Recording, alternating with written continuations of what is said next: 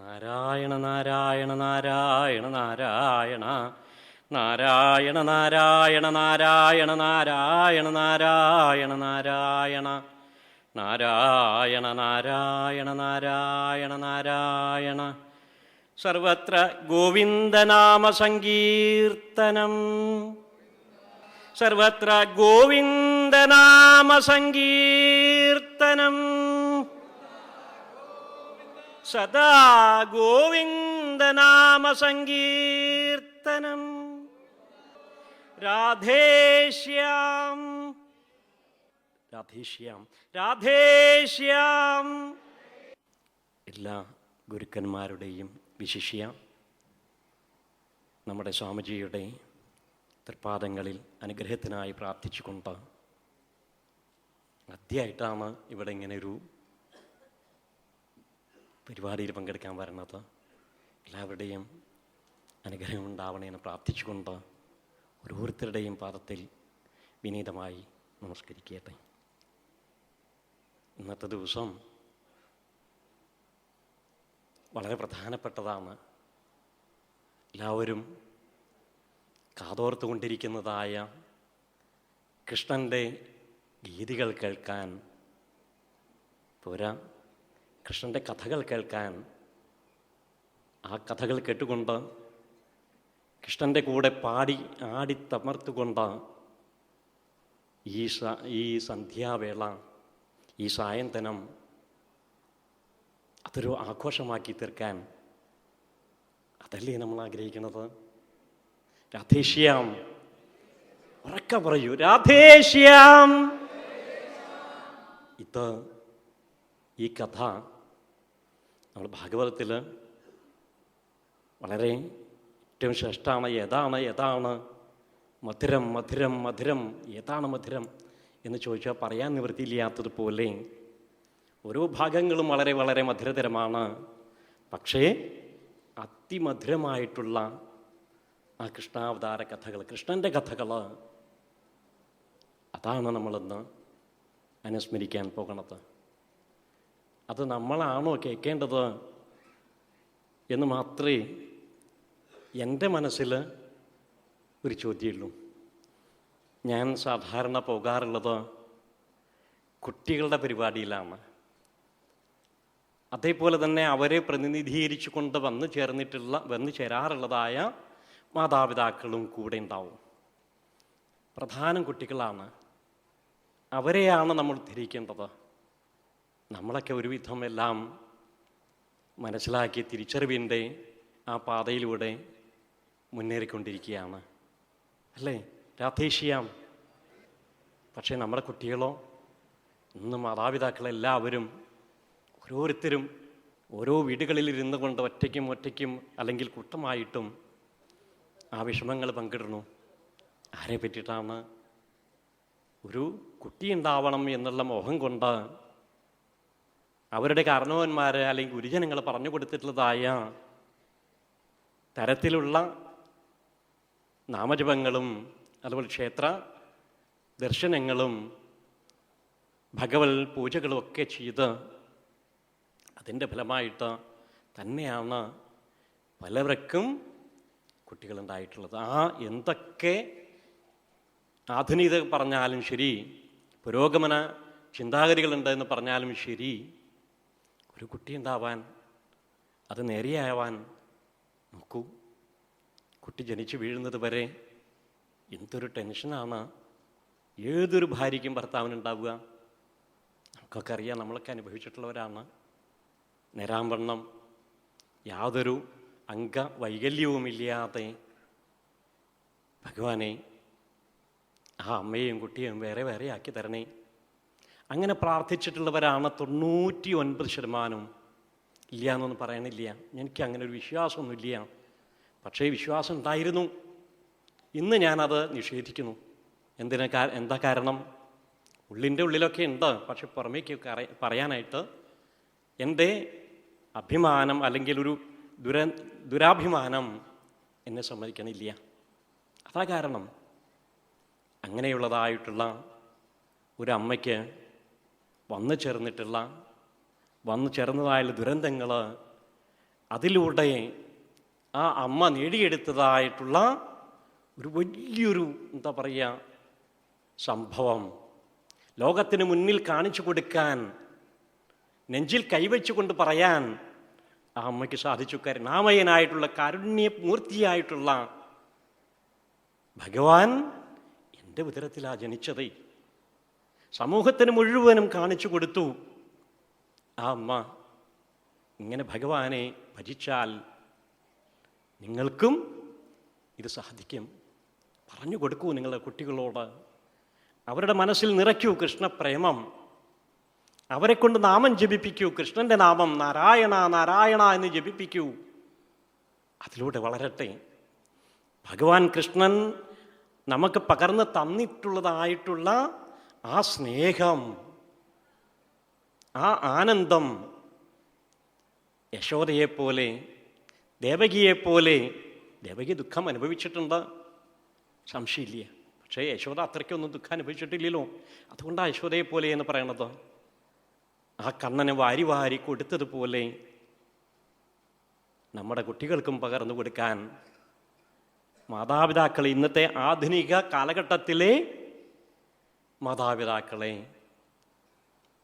അവരെ ഉദ്ബോധിപ്പിക്കുന്നതായിട്ടുള്ള കഥകളാണ് ശ്രീകൃഷ്ണാവതാര കഥ. അതാണ് അതിൻ്റെ പ്രാധാന്യം. ആ പ്രാധാന്യം നമുക്ക് മനസ്സിലാക്കാൻ കൃഷ്ണനെ ഒന്ന് വിളിക്കാം നമുക്ക്. എന്നിട്ട് കൃഷ്ണനെ വിളിച്ച് കൃഷ്ണൻ നമ്മുടെ മുന്നിൽ വരട്ടെ. അവതാര മഹോത്സവമാണല്ലോ, അതാണല്ലോ നമ്മൾ ആഗ്രഹിക്കുന്നതും.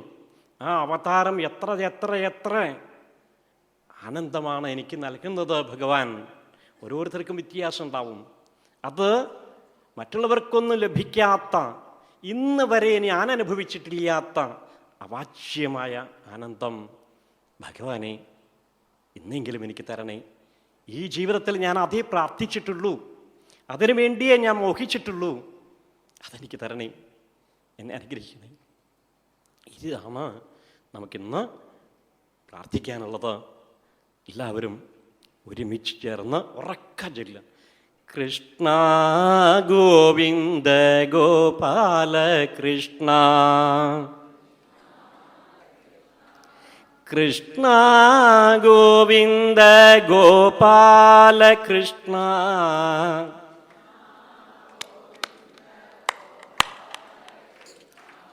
കൃഷ്ണ ഗോവിന്ദ ഗോപാല കൃഷ്ണ.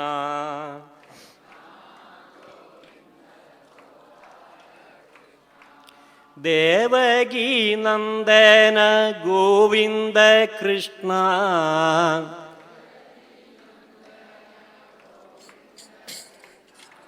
ദാനവ ഭഞ്ജന ഗോപാല കൃഷ്ണ,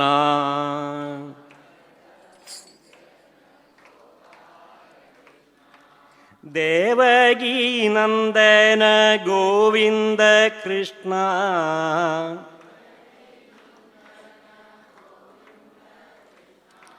ദാനവ ഭഞ്ജന ഗോപാല കൃഷ്ണ.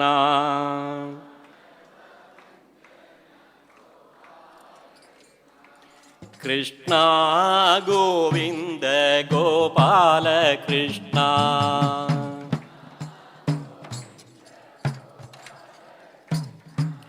നന്ദമുകുന്ദ ഗോവിന്ദ കൃഷ്ണ,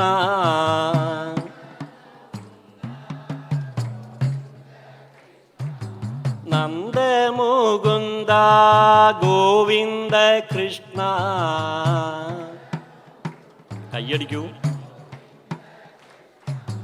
നവനീത ചോര ഗോപാല കൃഷ്ണ,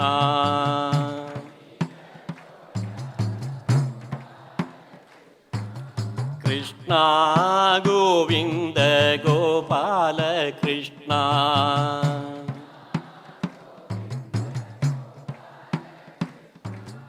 രാധാലോല ഗോവിന്ദ കൃഷ്ണ,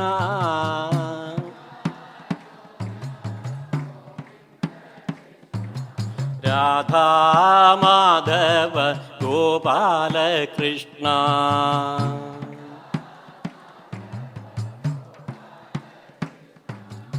കൃഷ്ണ ഗോവിന്ദ ഗോപാല കൃഷ്ണ.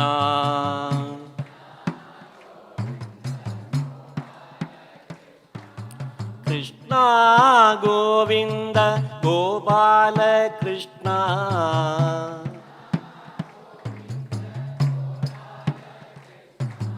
കൃഷ്ണ ഗോവിന്ദ ഗോപാല കൃഷ്ണ.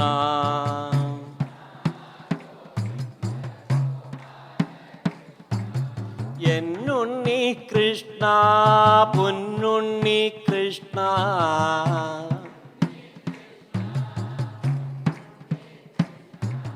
ഗുരുവായൂരപ്പ പൊന്നുണ്ണി കൃഷ്ണ.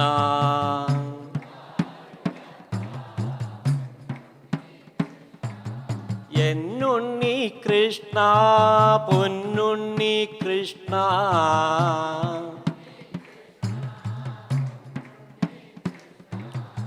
ഗുരുവായൂരപ്പ പൊന്നുണ്ണി കൃഷ്ണ.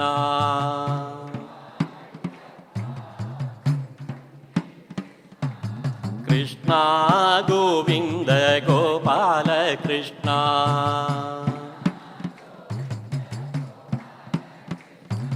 കൃഷ്ണ ഗോവിന്ദ ഗോപാല കൃഷ്ണ.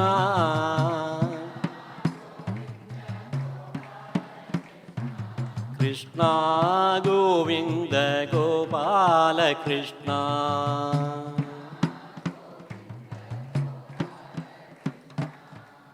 സർവത്ര ഗോവിന്ദനാമ സങ്കീർത്തനം. നൈഷാദിദുസ്സഹാക്ഷുന്മാം ത്യക്തോദമഭിബാധതേ പിബന്തം ത്വന്മുഖാംഭോജച്യുതം ഹരികഥാമൃതം. പിബന്തം ത്വന്മുഖാംഭോജച്യുതം ത്വന്മുഖാംഭോജച്യുതം ഹരികഥാമൃതം. അങ്ങനെ ഹേ മുനിസത്തമ, ദേവകിയിൽ ഭഗവാൻ കൃഷ്ണൻ അവതരിച്ചു എന്ന് പറയുന്നതായിട്ടുള്ള കൃഷ്ണാവതാര കഥ അത് ഒട്ടും ചുരുക്കാതെ വിസ്തരിച്ച് എനിക്ക് പറഞ്ഞു തരണേ. കഴിഞ്ഞ 3 ദിവസങ്ങളായിട്ട് ആ കൃഷ്ണകഥകൾ എനിക്ക് പറഞ്ഞു തന്നുകൊണ്ടിരുന്നല്ലോ. 3 ദിവസമായിട്ട് എന്നെ വിശപ്പും ദാഹവും എന്നെ ബാധിക്കണേയില്ല. ആരാ പറഞ്ഞത്?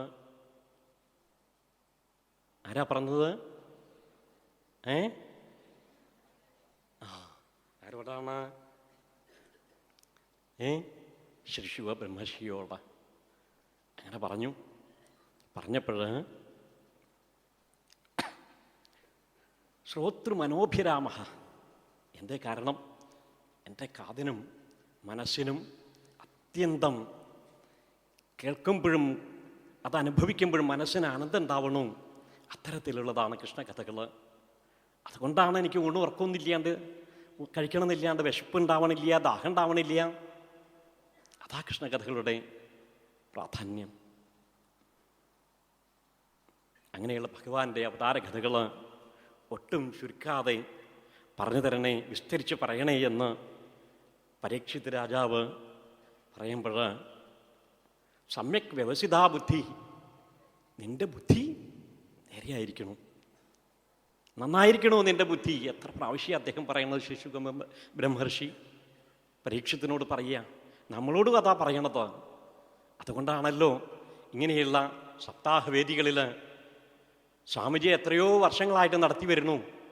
നമുക്ക് എത്രയോ വർഷങ്ങളായിട്ട് വന്നുകൊണ്ടിരിക്കുന്ന സ്ഥിരം വരുന്നതായിട്ടുള്ള ആൾക്കാരുണ്ട്. അവരുടെ പ്രേരണ കൊണ്ട് അവർ പറഞ്ഞു കേട്ടിട്ട് ഇങ്ങനെ നൈമിഷാരണ്യം എന്ന് പറയുന്നതായ ഒരു ഭാഗവത സത്രം ഇതാ ഭൂമാനന്ദ സ്വാമിജിയുടെ നേതൃത്വത്തിൽ ഇവിടെ നടക്കണു. രസം അവിടെ പോയിരുന്നാലോ, ഒന്ന് വരൂ. അവിടെ ഇരുന്ന് കഴിഞ്ഞാൽ പോവാൻ തോന്നില്ല നമുക്ക്. എത്ര സമയം വേണമെങ്കിലും ഇരിക്കാൻ സാധിക്കും. അതാണ് ഈ സത്രവേദിയുടെ തന്നെ പ്രാധാന്യം അല്ലെങ്കിൽ മഹത്വം അതാണ്, വേറെ ഒന്നും വേണ്ട. നിഗമാനന്ദ സ്വാമിജിയുടെ ഭാഗവത പാരായണം അതിശ്രുതി മധുരമാണ്. അതൊന്നും വേണ്ട. നേരെ ഇവിടെ വന്നിരുന്നു കഴിഞ്ഞാൽ ഈ ഭഗവാന്റെ ശ്രീകോവിലിരിക്കുന്നതായ ഉണ്ണിക്കണ്ണനെ കണ്ടുകൊണ്ട് ഇരുന്നാൽ മതിയല്ലോ.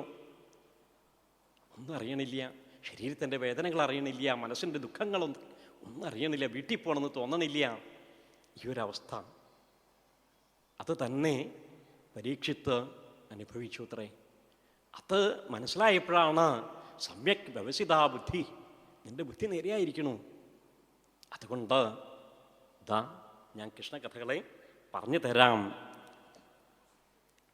വാസുദേവ കഥായാന്തേ, വാസുദേവ കഥകളിലുള്ള നിന്റെ താല്പര്യം അതെനിക്ക് ബുദ്ധിയായി, വളരെ എനിക്കത് ബോധ്യമായി കഴിഞ്ഞു. അതുകൊണ്ട് ഞാനത് പ്രാവശ്യം നിനക്ക് വളരെ വിസ്തരിച്ച് ഏത് പറഞ്ഞു തരാം എന്ന് പറയുകയാണ്. ഏത് വിധത്തിലായാലും ഒരു പ്രാവശ്യം കൃഷ്ണകഥ കേട്ടാൽ മതി ഇത്രേ. പുരുഷാൻ സ്ത്രീൻ പുനാദിഹി വക്താരം പൃച്ഛകം ശ്രോത്ര.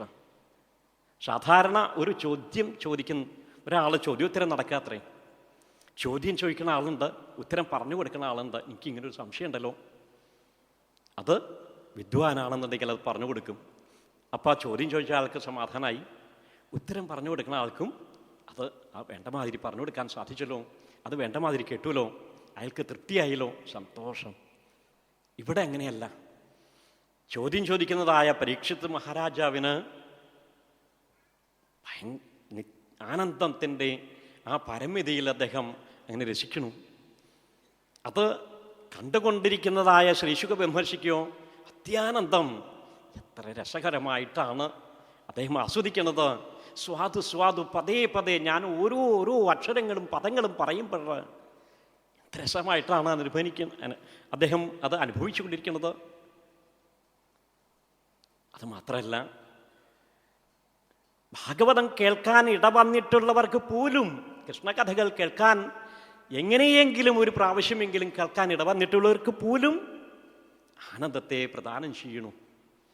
അതാ കൃഷ്ണകഥകളുടെ പ്രാധാന്യം. അതുകൊണ്ടാണ് നമ്മൾ ഈ സമയത്തൊക്കെ ഇരിക്കുന്നത്. എത്രയെത്ര പ്രാരബ്ധങ്ങളുണ്ടെങ്കിലും എവിടെയാണോ കൃഷ്ണകഥകൾ പറയുന്നത് കേൾക്കുന്നത്, ആ കൃഷ്ണാവതാരമാകുമ്പോഴേക്ക്, നരസിംഹാവതാരമൊക്കെ കഴിഞ്ഞ് കൃഷ്ണാവതാരമാകുമ്പോഴേക്ക് എല്ലാവരും ഓടി വരും. എന്താ അത്? കഴിഞ്ഞ വർഷവും കേട്ടു, ഇപ്പോൾ 19 വർഷമായി, എത്രയൊക്കെ പ്രാവശ്യം കേട്ടു, മധ്യാവണില്ല. ആ ആനന്ദം, ആ കൃഷ്ണരസം, ആ കൃഷ്ണപ്രേമം, അതിലൂടെ കുറച്ച് സമയമെങ്കിലും ഊളിയിടാൻ, നീന്തി തുടിക്കാൻ, ആനന്ദിക്കാൻ, നൃത്തം ചെയ്യാൻ, പാടാൻ, ആടാൻ ഏത് ഹൃദയ മോഹിക്കാത്തത്? അതാണ് കൃഷ്ണകഥകളുടെ പ്രാധാന്യം. അങ്ങനെ അവതാര കഥകളുടെ പ്രത്യേകത അതാണ് എന്ന് പറഞ്ഞുകൊണ്ട് ശ്രീശുക ബ്രഹ്മർഷി അത് പറഞ്ഞു കൊടുക്കാൻ തുടങ്ങി. കൃഷ്ണാവതാരത്തിന് എന്താ വേണ്ടത്? ഭഗവാൻ കൃഷ്ണൻ അവതരിക്കണമെന്നുണ്ട് എങ്കിൽ വെറുതെ ഒന്നും അവതരിക്കില്ല, ഊട്ടി വന്നൊന്നും അവതരിക്കില്ല. കൃഷ്ണനെ വിളിക്കണം നമ്മൾ. എങ്ങനെയാ വിളിക്കുക? പാഞ്ചാലി വസ്ത്രാക്ഷേപം നടന്ന സമയത്ത് ആ കൗരവ സദസ്സിൽ വസ്ത്രാക്ഷേപം ചെയ്തപ്പോൾ കൃഷ്ണനെ വിളിച്ചത് എങ്ങനെയാ? മമ ഹൃദയവാസിൻ കൃഷ്ണ എന്ന് ഉറക്കെ മനമുരുകി വിളിച്ചില്ലേ? അപ്പോഴല്ലേ കൃഷ്ണൻ വന്നത്. അതേപോലെ ഭൂമിയിലുള്ള ജനങ്ങൾക്ക് ദൈന്യത ഉണ്ടാവണം, ദുരിതങ്ങൾ ഉണ്ടാവണം, കഷ്ടപ്പാടുകൾ ഉണ്ടാവണം. സുഖം വെച്ചാൽ വിളിക്കൂലല്ലോ. അങ്ങനെ ദൈന്യത ഏറി വരുമ്പോഴത്രേ ഭഗവാൻ വരിക.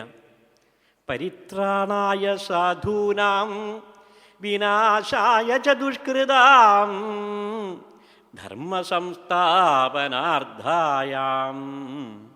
അങ്ങനെയാണ് ദുർജനങ്ങളുടെ, അവരുടെ ദുഷ്ടതയിൽ നിന്ന് സജ്ജനങ്ങളെ രക്ഷിക്കാൻ ഭഗവാൻ അവതരിക്കും. അവരുടെ ആ ദുഷ്ടപ്രവൃത്തികളിൽ നിന്ന് ഇന്നും അതാ സംഭവിച്ചുകൊണ്ടിരിക്കുന്നത്. പണ്ടൊക്കെ നോക്കൂ, നാമം ജപിച്ചിട്ടില്ല എന്നുണ്ടെങ്കിൽ, സന്ധ്യാസമയത്ത് നാമം ജപിച്ചിട്ടില്ല എന്നുണ്ടെങ്കിൽ നമ്മളെയൊക്കെ തല്ലുകൊണ്ടിട്ടുണ്ട് ഇല്ലേ? രാധേശ്യാം ഇന്നോ നാമം ജപിച്ചു കഴിഞ്ഞാൽ തല്ലുകൊള്ളണു. രാധേശ്യാം, കലികാലത്തിൻ്റെ വൈഭവം. പക്ഷേ അവിടെയും പതറാതെ, മനസ്സ് തളരാതെ, അചഞ്ചലമായ പ്രേമത്തോടുകൂടി ഉറക്കെ ഉറക്കെ ഉറക്കെ നാമം ജപിക്കാൻ അമ്മമാരും എല്ലാവരും സജ്ജനങ്ങളെല്ലാം തെരുവീതിയിലൂടെ ആ നാമമന്ത്രഘോഷങ്ങൾ ഉയർത്തിക്കൊണ്ട് ആനന്ദിച്ച് പാടി പാടി നടക്കുക എവിടെ കാണാൻ സാധിക്കും? മാറ്റത്തിൻ്റെ ശംഖുലിയാണത്. നമ്മൾ വിടിൽ വിളക്ക് വയ്ക്കാതെ നാമം ജപിക്കാതെ കഴിഞ്ഞപ്പോൾ കലീകവരതനായിട്ടുള്ള അയ്യപ്പസ്വാമി, അതും ഭഗവാന്റെ ഒരു അംശമാണല്ലോ, തീരുമാനിച്ചു ഇവരെ കൊണ്ട് നാമം ചെല്ലിക്കണം. അതിനാരെ വേണ്ടു? അതിനിവിടെ ഭരിക്കുന്നവർ തന്നെ വേണം. കംസനെ പോലെ തന്നെ യോഗ്യനായിട്ടുള്ളൊരാൾ വന്നു.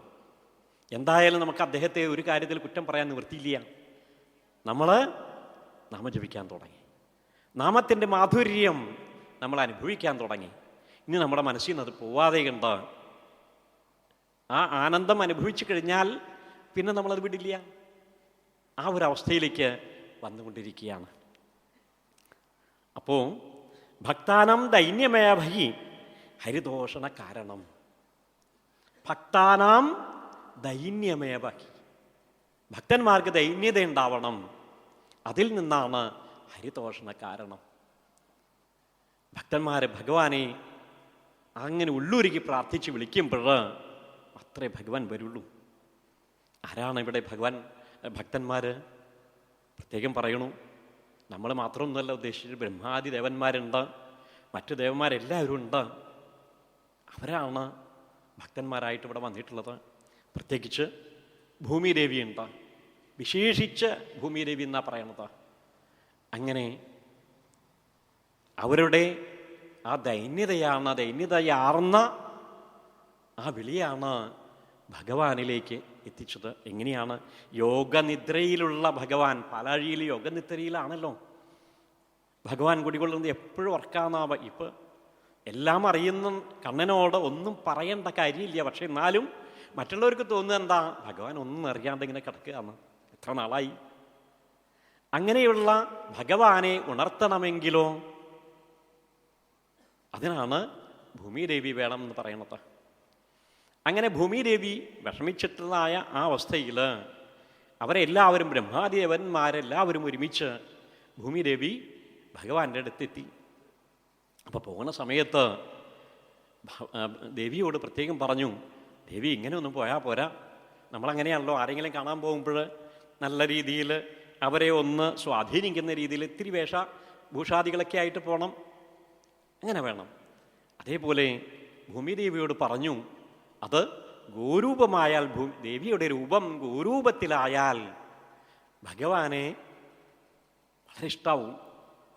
എന്താ കാരണം? ഗോലോകേശ്വരനാണ് ഭഗവാൻ. അങ്ങനെ ഗോലോകേശ്വരനായുള്ള ഭഗവാന് ദേവിയോട് പ്രത്യേക ഒരു അനുകമ്പയുണ്ടാവും.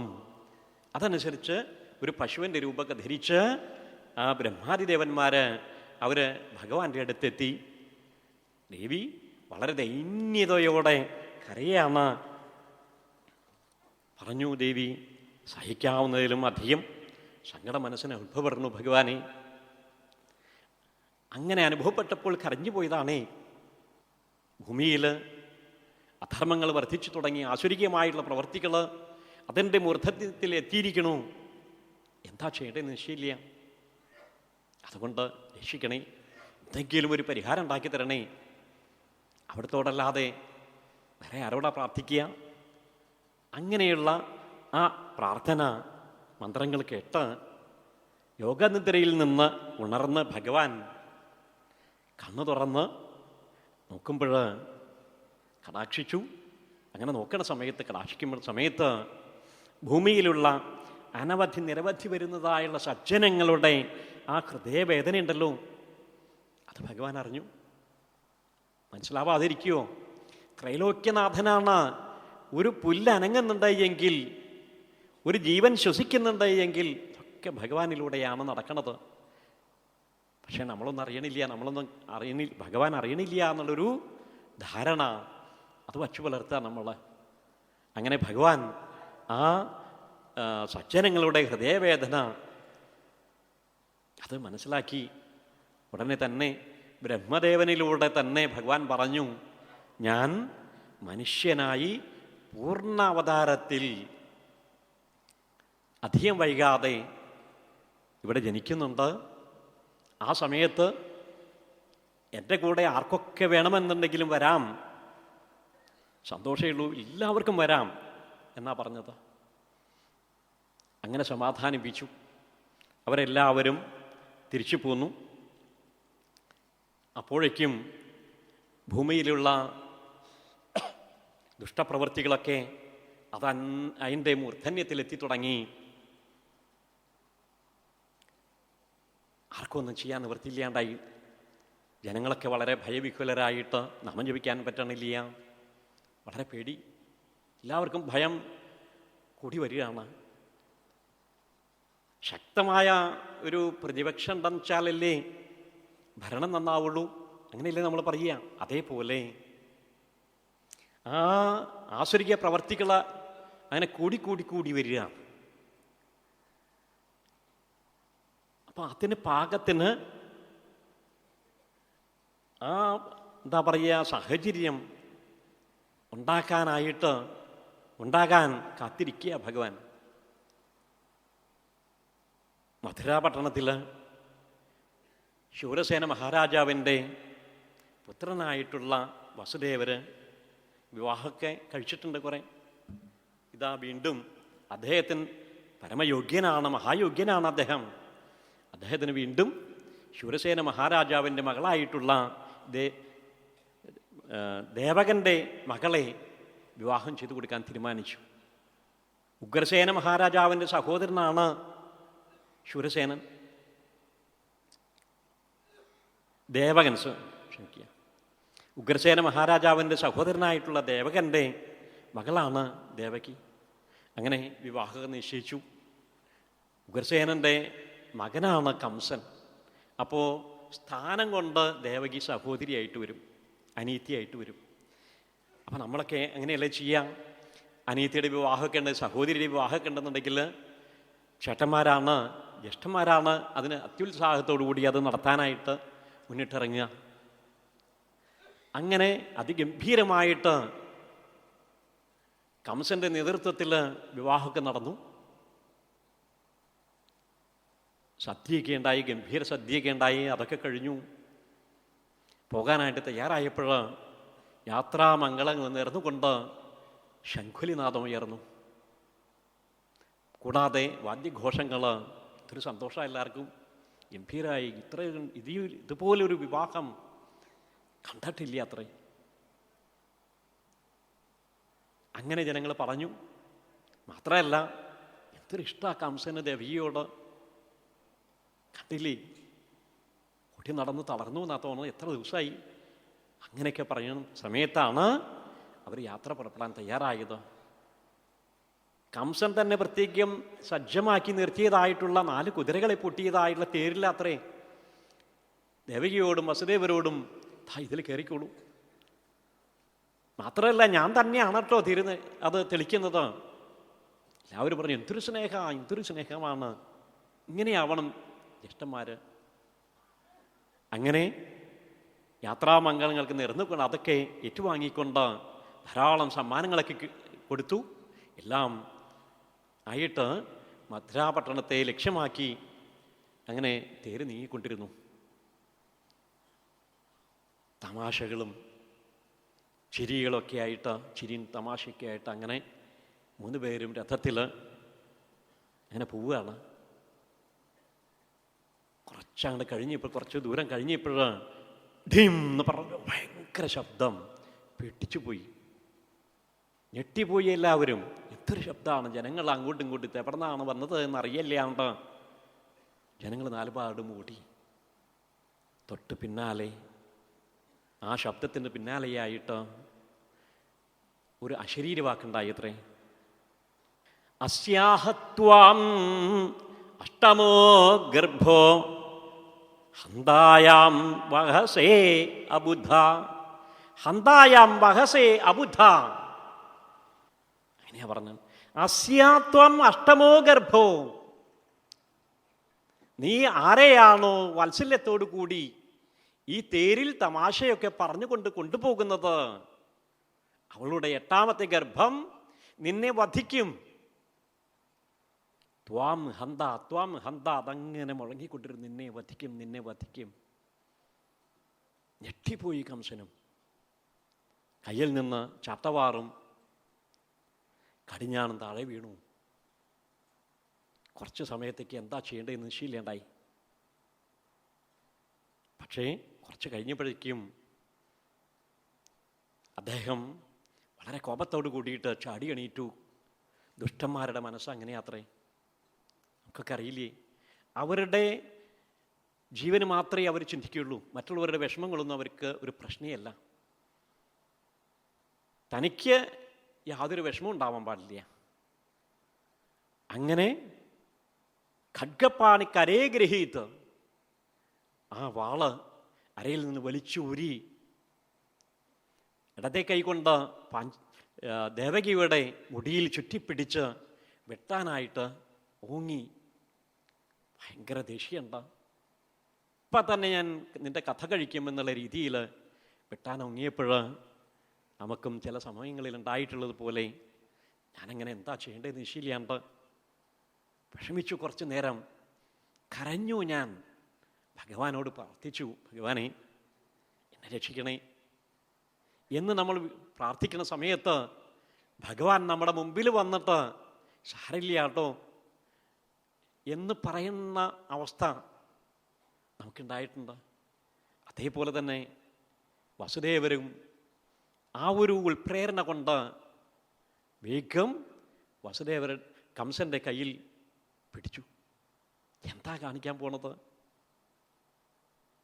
കുറച്ചു മുമ്പേ അല്ലേ പറഞ്ഞത് എൻ്റെ അനീതിയാണ്, എന്തൊരു സ്നേഹമാണ് എന്നെ കുറച്ചു മുമ്പ് പറഞ്ഞിട്ടുള്ളൂ.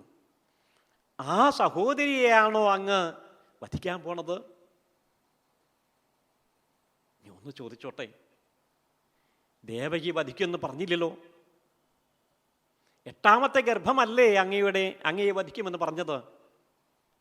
8 പോയിട്ട് 1ാമത്തെ ഉണ്ടാവുമോ എന്ന് തന്നെ നിശ്ചയമുണ്ടോ? ഉറപ്പുണ്ടോ അങ്ങയ്ക്ക്?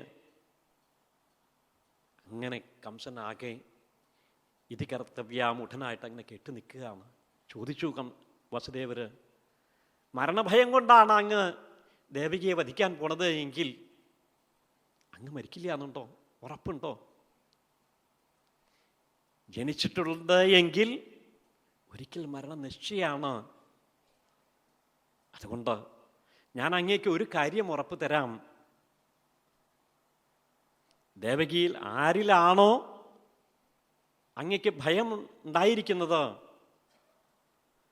അവളിൽ ജനിക്കുന്നതായ എല്ലാ കുട്ടികളെയും അങ്ങയുടെ മുമ്പിൽ 3 നാഴികയ്ക്കുള്ളിൽ തന്നെ സമർപ്പിച്ചുകൊള്ളാം.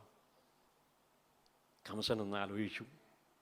വസുദേവർ പറഞ്ഞത് ഒന്നുകൂടെ അദ്ദേഹത്തിൻ്റെ മനസ്സിലിങ്ങനെ മുഴങ്ങി. യതത്തെ ഭയം ഉദ്ധിതം അസ്യാഹ പുത്രാൻ സമർപ്പയിഷ്യേ. കംസൻ അങ്ങനെ ഒന്ന് ആലോചിച്ചു. എന്താ പറഞ്ഞത്? ആരിൽ നിന്നാണോ അങ്ങയ്ക്ക് ഭയമുണ്ടായിരിക്കുന്നത്, ഇവളുടെ പുത്രന്മാരെ അങ്ങയ്ക്ക് സമർപ്പിച്ചോളാം എന്നാണ്. തരക്കേടില്ല, മതി, സന്തോഷമായി, പൊക്കോളൂ എന്ന് പറഞ്ഞ് ആ വാള് താഴെയിട്ടു. 2 പേരും അവരവരുടെ ഗ്രഹങ്ങളിലേക്ക് മടങ്ങി. കുറേ ദിവസങ്ങൾ കഴിഞ്ഞു.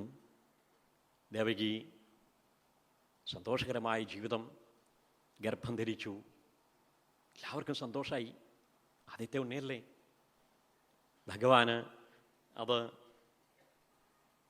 എല്ലാവരും, ദേവകിയും വസുദേവരും അത്യന്തം ഭഗവാനെ സ്മരിച്ചുകൊണ്ട് ആ ഉണ്ണിയുടെ ജനനത്തിന് വേണ്ടി പ്രാർത്ഥിച്ചു.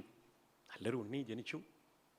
2 പേരും മാറി മാറി എടുക്കണു, താലോലിക്കണു. കുറച്ച് കഴിഞ്ഞപ്പോഴത്തേക്കും വസുദേവരുടെ മുഖം മ്ലാനായി. ദേവകി ചോദിച്ചു, എന്ത് പറ്റി?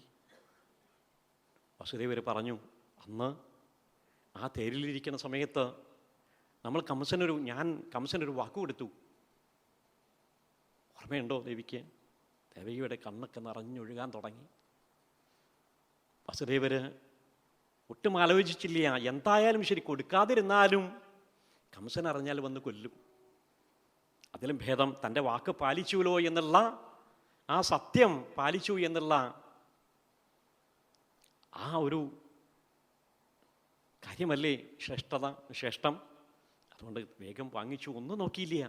കംസൻ നേരെ കൊണ്ടുവന്ന് കംസൻ്റെ കയ്യിൽ കൊടുത്തു വസുദേവര്. വസുദേവരും കുറച്ച് നാളുകളായില്ലേ, അദ്ദേഹത്തിൻ്റെ മനസ്സിന് മാറ്റം വന്നു. മടിയിൽ വെച്ച് കൊടുത്ത ആ ഉണ്ണി തന്നെ നോക്കി ഇതാ പുഞ്ചിരിക്കണു. തൻ്റെ മുഖത്തേക്ക് തന്നെയാണ് നോക്കണത്. അമ്മാവാന്ന് വിളിക്കുന്നുണ്ടോ? അദ്ദേഹം എല്ലാം മറന്നു. കൊല്ലാൻ തോന്നണില്ല. മാത്രമല്ല, ഇവൻ എന്നെ കൊല്ലുമെന്ന് പറഞ്ഞിട്ടില്ലല്ലോ. വേഗം വസുദേവരുടെ കയ്യിൽ കൊടുത്തു. പ്രതിയാത് കുമാരോയം, കൊണ്ടുപോയിക്കോളൂ. വേഗം വസുദേവർ 2 കൈയും നീട്ടി ആ കുട്ടിയെ വാങ്ങി നടക്കാനായിട്ട് തിരിഞ്ഞപ്പോഴേക്ക്, നിൽക്കൂ, ഇതാ ഈ സമ്മാനങ്ങളിൽ കൊണ്ടുപോയിക്കോളൂ, അമ്മാവൻ്റെ വക സമ്മാനങ്ങളും. എന്താണെന്ന് മനസ്സിലായില്ല വസുദേവർക്ക്. അങ്ങനെ നടന്ന് അദ്ദേഹം തൻ്റെ ഗ്രഹത്തിലേക്ക് നടക്കുമ്പോൾ മനസ്സിൽ ചിന്തിച്ചു, ഞാൻ ഈ കുട്ടിയെ കൊണ്ടുവരുന്ന സമയത്ത് കരഞ്ഞ് കലങ്ങിയ ആ കണ്ണുകളുമായിട്ടാണ് ഞാൻ ദേവകിയുടെ കണ്ണുകളെ കണ്ടുകൊണ്ടാണ് താൻ തിരിഞ്ഞു പോകുന്നത്. ദേവകിയുടെ കയ്യിൽ വെച്ചു കൊടുക്കുമ്പോൾ എന്തു സന്തോഷമാവും ദേവകിക്ക്. നടന്ന സംഭവങ്ങളൊക്കെ ഞാൻ പറയും. ദേവകി, ഇതാ നിൻ്റെ ജ്യേഷ്ഠൻ ഇത് കുറേ സമ്മാനങ്ങൾ തന്നിട്ടുണ്ട്, എന്തൊരു സ്നേഹം, നമ്മൾ വിചാരിച്ച മാതിരി ഒന്നല്ല എന്ന് പറയണം എന്നുള്ള ചിന്തകളോടുകൂടി നടന്ന് അദ്ദേഹത്തിൻ്റെ ഗ്രഹത്തിൻ്റെ അടുത്തെത്തിയപ്പോഴേക്ക് പിന്നാലെ 2 കിങ്കരന്മാർ ഒട്ടി വരണു. അവർ വന്നിട്ട് പറഞ്ഞു, ഇതാ ഒരു കത്ത് തന്നിട്ടുണ്ട്, വേഗം കൊണ്ടുചെല്ലണം. കത്ത് വായിച്ചു. ഗ്രഹത്തിലേക്ക് കയറിയില്ല. തിരിഞ്ഞു നടന്നു. എന്താണ്, അദ്ദേഹത്തിന് കണ്ടിട്ട് മതിയാവാഞ്ഞിട്ടാണോ? സഹോദരിയുടെ പുത്രനല്ലേ? അങ്ങനെയൊക്കെയാ ചിന്തിച്ചത്. എന്താവട്ടെ, പോകുക തന്നെ. കുറച്ചു മുമ്പേ പ്രതിയാത കുമാരയം കൊണ്ടുപോയിക്കോളൂ എന്ന് പറഞ്ഞു തന്നതായ ആ ഉണ്ണിയെ അയാത് കുമാരയം തിരിച്ചു കൊണ്ടുവരുമോ എന്ന് പറയണു. കൊണ്ടുവരൂ എന്നാ പറഞ്ഞിട്ടെ. വേഗം ചെന്ന് കൈകളിൽ വെച്ചു കൊടുത്തു. അങ്ങനെ വച്ചു കൊടുക്കാനും നിന്നില്ല. കൊണ്ടുവരണ കണ്ടപ്പോഴേക്കും ക്രോധത്തോടു കൂടിയിട്ട് കുട്ടി അവിടെ നിന്ന് ഇറങ്ങി വന്നതായ കംസൻ ആ കുട്ടിയെ 2 പാദങ്ങളിലും പിടിച്ച് തലയ്ക്ക് അങ്ങനെ ചുഴറ്റിക്കൊണ്ട് ഒരു പാറയിലേക്ക് അടിച്ചുട്ടേ. കംസനെ കാണാൻ സാധിച്ചില്ല. വേഗം കണ്ണുപൊത്തി തിരിഞ്ഞു നടന്നു. കുറേ ആൾക്കാരൊക്കെ കണ്ടു നിൽക്കുന്നുണ്ട്. ഇതാ എൻ്റെ ശൗര്യം കണ്ടില്ലേ നിങ്ങൾ എന്ന് പറഞ്ഞിട്ട് അത്രേ. അങ്ങനെ ഒരു കൃത്യം, നീചകൃത്യമാണ് അത് നടത്തിയത്. ഒന്നും സംഭവിച്ചിട്ടില്ല. അത് കഴിഞ്ഞു. അപ്പം ഇതെന്താ അതിങ്ങനെ സംഭവിക്കാൻ? നാരദ മഹർഷി അവിടെ ചെന്നു അത്രേ. എന്നിട്ട് ചോദിച്ചു കംസനോട്, എന്താ ഇങ്ങനെ അന്തല്യായ കാണിച്ചത്? ആരാണെന്നാ വിചാരിച്ചത് നീ? ആ കുട്ടി ഇനി 1 അല്ല 2 അല്ല, ആദ്യത്തെ കുട്ടിയാണെന്ന് വിചാരിച്ചല്ലോ. എങ്ങനെയാ നിശ്ചയം? അതുകൊണ്ട് എത്രയും വേഗം എന്താ വേണ്ടതെന്ന് വെച്ചാൽ ചെയ്യൂ. നീ കഴിഞ്ഞ ജന്മത്തിൽ ആരായിരുന്നു എന്നുള്ളതൊക്കെ ഇതാ എന്നെ സ്പർശിച്ചു നോക്കിക്കോളൂ, നിനക്ക് മനസ്സിലാവും എന്ന് പറഞ്ഞിട്ട് നാരായണ നാരദ മഹർഷി അവിടെ നിന്ന് പോയപ്പോൾ കംസൻ ഒന്ന് തിരിഞ്ഞു നോക്കി. അപ്പോഴാണ് കഴിഞ്ഞ ജന്മത്തിൽ കാലനേമിയായിരുന്നതും ആ സമയത്ത് വിഷ്ണു ഭഗവാൻ യുദ്ധത്തിന് വന്ന സമയത്ത് 2 കവിളിലും മാറി മാറി തെരുതെരെ പ്രഹരിച്ചുകൊണ്ട് ആ അടി ഏൽക്കാൻ സാധിക്കാതെ താൻ മൊഹാലസ്യപ്പെട്ട് വീണതും ഒക്കെ ഇങ്ങനെ വന്നു. അതാ ദേഷ്യം ഉണ്ടാവാൻ കാരണം. അതാണ് കുറച്ചു മുമ്പേ സ്നേഹത്തോടുകൂടി പ്രതിയാത് കുമാരോയം എന്ന് പറഞ്ഞ് തിരിച്ചു കൊടുത്തതായ കുട്ടിയെ അയാത് കുമാരോയം എന്ന് പറയാനുണ്ടായ കാരണം. കൃഷ്ണാവതാരം മുടങ്ങരുത് എന്നുള്ളതായ, വൈകരുത് എന്നുള്ളതായ ആഗ്രഹമാണത്രേ നാരദ മഹർഷിക്കുണ്ടായത്. എന്തായാലും ആ സംഭവം കഴിഞ്ഞു. 1 അല്ല 2 അല്ല, കുട്ടികൾ ഒന്നിനു പിറകെ ഒന്നായി ജനിക്കണു. ഒന്നിനു പിറകെ ഒന്നായി കംസൻ കുട്ടിയെ വധിക്കണു. 6 കുട്ടികളെയും നിഷ്കരുണം കംസൻ വധിക്കുകയുണ്ടായി. 7ാമത്തെ ഇതായി അപ്പോഴേക്ക് അവിടെ ഒരു ആലോചനയൊക്കെ ഉണ്ടായി. ഇനി എന്താ വേണ്ടത്? അങ്ങനെ ഇരിക്കുമ്പോഴാണ് സംഘർഷണമൂർത്തിയായിട്ടുള്ള ബലരാമ ഭഗവാൻ ത്രേതായുഗത്തിൽ ലക്ഷ്മണസ്വാമിയായിട്ടാണ് ജനിച്ചത്. അപ്പോൾ പറഞ്ഞു, ചേട്ടാ ഇനി എനിക്ക് ഇങ്ങനെയൊന്നും പറ്റില്ല കേട്ടോ, അടുത്ത ജന്മത്തിൽ ഞാൻ കൃഷ്ണൻ്റെ ചേട്ടനായിട്ടാണ് ജനിക്കുക, അങ്ങനെ ഉണ്ടായിച്ചാലേ ഞാൻ വരുള്ളൂ എന്ന് പറഞ്ഞു. കൃഷ്ണൻ അങ്ങനെ ആവട്ടെ എന്ന് പറയുകയും ചെയ്തിരുന്നു. അതനുസരിച്ചിട്ട് സംഘർഷണമൂർത്തി 7ാമത്തെ ഗർഭത്തിൽ വരുന്നു.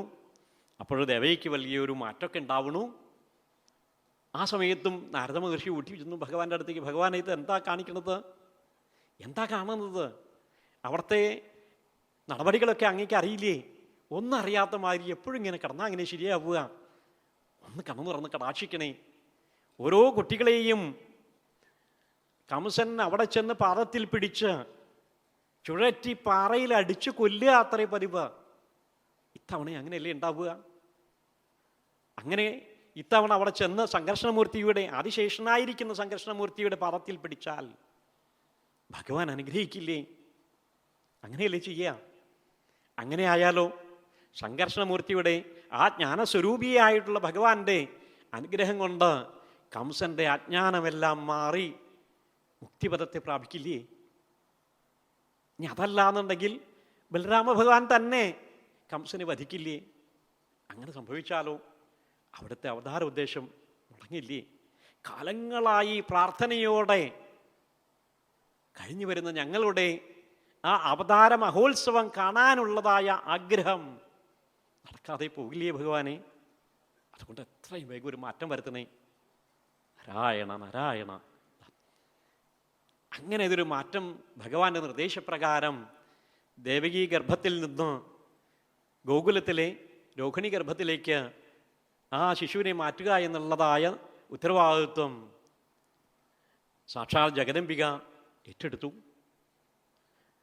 ആ സമയത്ത് എല്ലാവർക്കും സന്തോഷമാണ്. ജഗദംബിക ഭഗവാനോട് പ്രാർത്ഥിച്ചു, ഭഗവാനെ എനിക്ക് ഈ അവതാര സമയത്ത് അവതാര മഹോത്സവത്തിൽ പങ്കെടുക്കാനും അവിടുത്തെ സേവിക്കാനും അവിടുത്തെ ഭക്തജനങ്ങളെ കണ്ട് ആനന്ദം അണയുവാനും ആഗ്രഹമുണ്ട്, അത് സാധിച്ചു തരണേ. ആ പ്രാർത്ഥന ഭഗവാൻ കേട്ടു. പറഞ്ഞു, ദേവി ഞാൻ അധികം വൈകാതെ അവതാരം എടുക്കുന്നുണ്ട്. ആ സമയത്ത് യശോദാഗർഭത്തിൽ ദേവി അവതരിച്ചോളൂ. കുറച്ച് കഴിയുമ്പോഴേക്ക് വസുദേവരെ എന്നെയും കൂട്ടി അവിടെ കൊണ്ടുവരും. എന്നെയും കൊണ്ടുവന്ന് ദേവി അവിടെ നിന്ന് എടുത്ത് ഇവിടെ കൊണ്ടുവരും.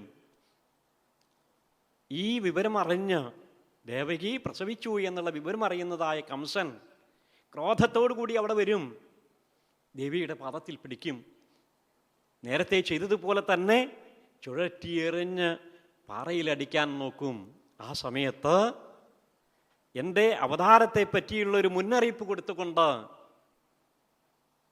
ലോകത്തിന് മുഴുവൻ അഭീഷ്ടവരപ്രദായിനിയായി ജഗദംബികയായി കൊടുങ്ങല്ലൂരമ്മയായും ചോറ്റാനിക്കരമ്മയായും മൂകാംബികാദേവിയായിട്ടും ഭക്തജനങ്ങളെ അനുഗ്രഹിച്ചുകൊണ്ട് വാണുകൊള്ളുക എന്നും പറഞ്ഞു. അങ്ങനെ ഭഗവാൻ അനുഗ്രഹിച്ചു. ദേവകി ജഗദംബികയ്ക്ക് വളരെ സന്തോഷമായി.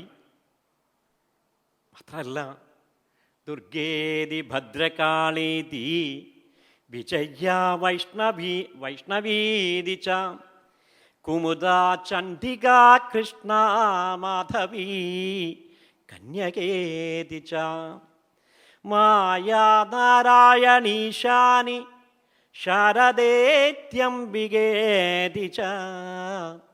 അങ്ങനെ ദുർഗയായിട്ടും ഭദ്രകാളിയായിട്ടും ഒക്കെ ശാരദയായിട്ടും ഒക്കെ ഭക്തജനങ്ങൾ ദേവിയെ ഉപാസിച്ച് ആരാധിക്കും. അവർക്കൊക്കെ അനുഗ്രഹം കൊടുത്തുകൊണ്ട് വാണോളൂ എന്ന് പറഞ്ഞിട്ട് ഭഗവാൻ അനുഗ്രഹിക്കുകയും ചെയ്തു. വീണ്ടും ദിവസങ്ങൾ കഴിയുകയാണ്. ആ സമയത്ത് ദേവിയുടെ ഗർഭം അലസിപ്പോയി എന്നിങ്ങനെ നാട്ടിൽ സംസാരം ഉണ്ടായി. കംസന് ദേഷ്യം ഒന്നുകൂടെ കൂടി. വേഗം ഇനി ദേവകിക്കൊരു എന്താ പറയുക പ്രസവം ഉണ്ടാവുകയാണെന്നുണ്ടെങ്കിൽ, ദേവകി പ്രസവിക്കുകയാണെങ്കിൽ തൻ്റെ തന്നെ അധീനതയിലുള്ള കാരാഗ്രഹത്തിൽ തന്നെ ആയിരിക്കും. പിന്നെ വേറെ ആരും പറഞ്ഞ കേൾക്കണ്ടല്ലോ, നേരെ ഓട്ടിച്ചെല്ലാൻ പറ്റും. എപ്പോഴാണ് നിമിഷ നേരം കൊണ്ട് അറിയാൻ പറ്റും. വേഗം തന്നെ അധീനതയിലുള്ളതായ ഒരു കാരാഗ്രഹത്തിൽ 2 പേരെയും ബന്ധനസ്ഥരാക്കി. മാത്രമല്ല, എന്തെങ്കിലും തരത്തിലുള്ള പ്രവൃത്തികൾ ഇഷ്ടപ്പെടാതെ എൻ്റെ അച്ഛനായിട്ടുള്ള ഉഗ്രസേനൻ ഉപദേശിക്കാൻ വരും. അതിനിടയുണ്ട. അതിനിട നൽകാതെ അദ്ദേഹത്തിനെയും ഒരു കാരാഗ്രഹത്തിലാക്കി, സുഖായി. എന്നിട്ടോ പ്രളംബൻ, മുഷ്ടികൻ, ചാണൂരൻ എന്ന് പറയുന്നതായിട്ടുള്ള തൻ്റെ കിങ്കരന്മാരെ വിളിച്ച് ഈശ്വര ചിന്ത എങ്ങനെ നശിപ്പിക്കാമോ, ഈശ്വരീയ ചൈതന്യം ഏതു വിധത്തിൽ ഇല്ലാണ്ടാക്കാമോ, അത്തരത്തിലുള്ള എല്ലാ അധർമ്മ പ്രവൃത്തികളും നടത്തുക എന്നുള്ളൊരു ആഹ്വാനവും കൊടുത്തു. കേട്ട പാതി കേൾക്കാത്ത പാതി നടന്നു. 2 പേർ എല്ലാവരും അവിടെ ചെന്ന് ഓരോ വീടുകളിൽ നാമം ജപിക്കുന്നവരെ ഉപദ്രവിക്കുക, പൂജാതി കർമ്മങ്ങൾ ഇല്ലാണ്ടാക്കുക, ഹോമങ്ങളിൽ ചെയ്യുന്നത് അത് മുടക്കുക, വേദമന്ത്രഘോഷങ്ങൾ നടത്തുന്നവരെ ഉപദ്രവിക്കുക, പോരാ സ്ത്രീകളെ ഉപദ്രവിക്കുക, അതുപോലെ തന്നെ പശുക്കളെ കൊല്ലുക. ഇത്തരത്തിലുള്ള ആ ദുഷ്ടപ്രവർത്തികൾ അവരങ്ങനെ ചെയ്ത് മതിക്കാൻ തുടങ്ങി. ജനങ്ങൾ വളരെ വളരെ വിഷമത്തോടു കൂടി കണ്ഠമിടറിക്കൊണ്ട് ഭഗവാനെ വിളിച്ച് കരയാൻ തുടങ്ങി. ഓം നമോ ഭഗവതേ വാസുദേവായ, ഓം നമോ ഭഗവതേ വാസുദേവായ, ഓം നമോ ഭഗവതേ വാസുദേവായ.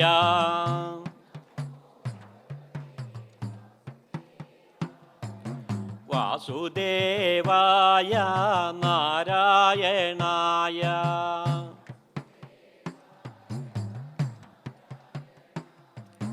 വാസുദേവായ നാരായണായ,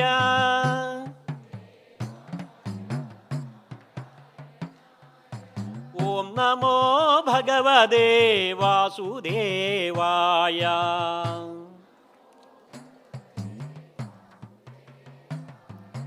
ഓം നമോ ഭഗവതേ വാസുദേവായ.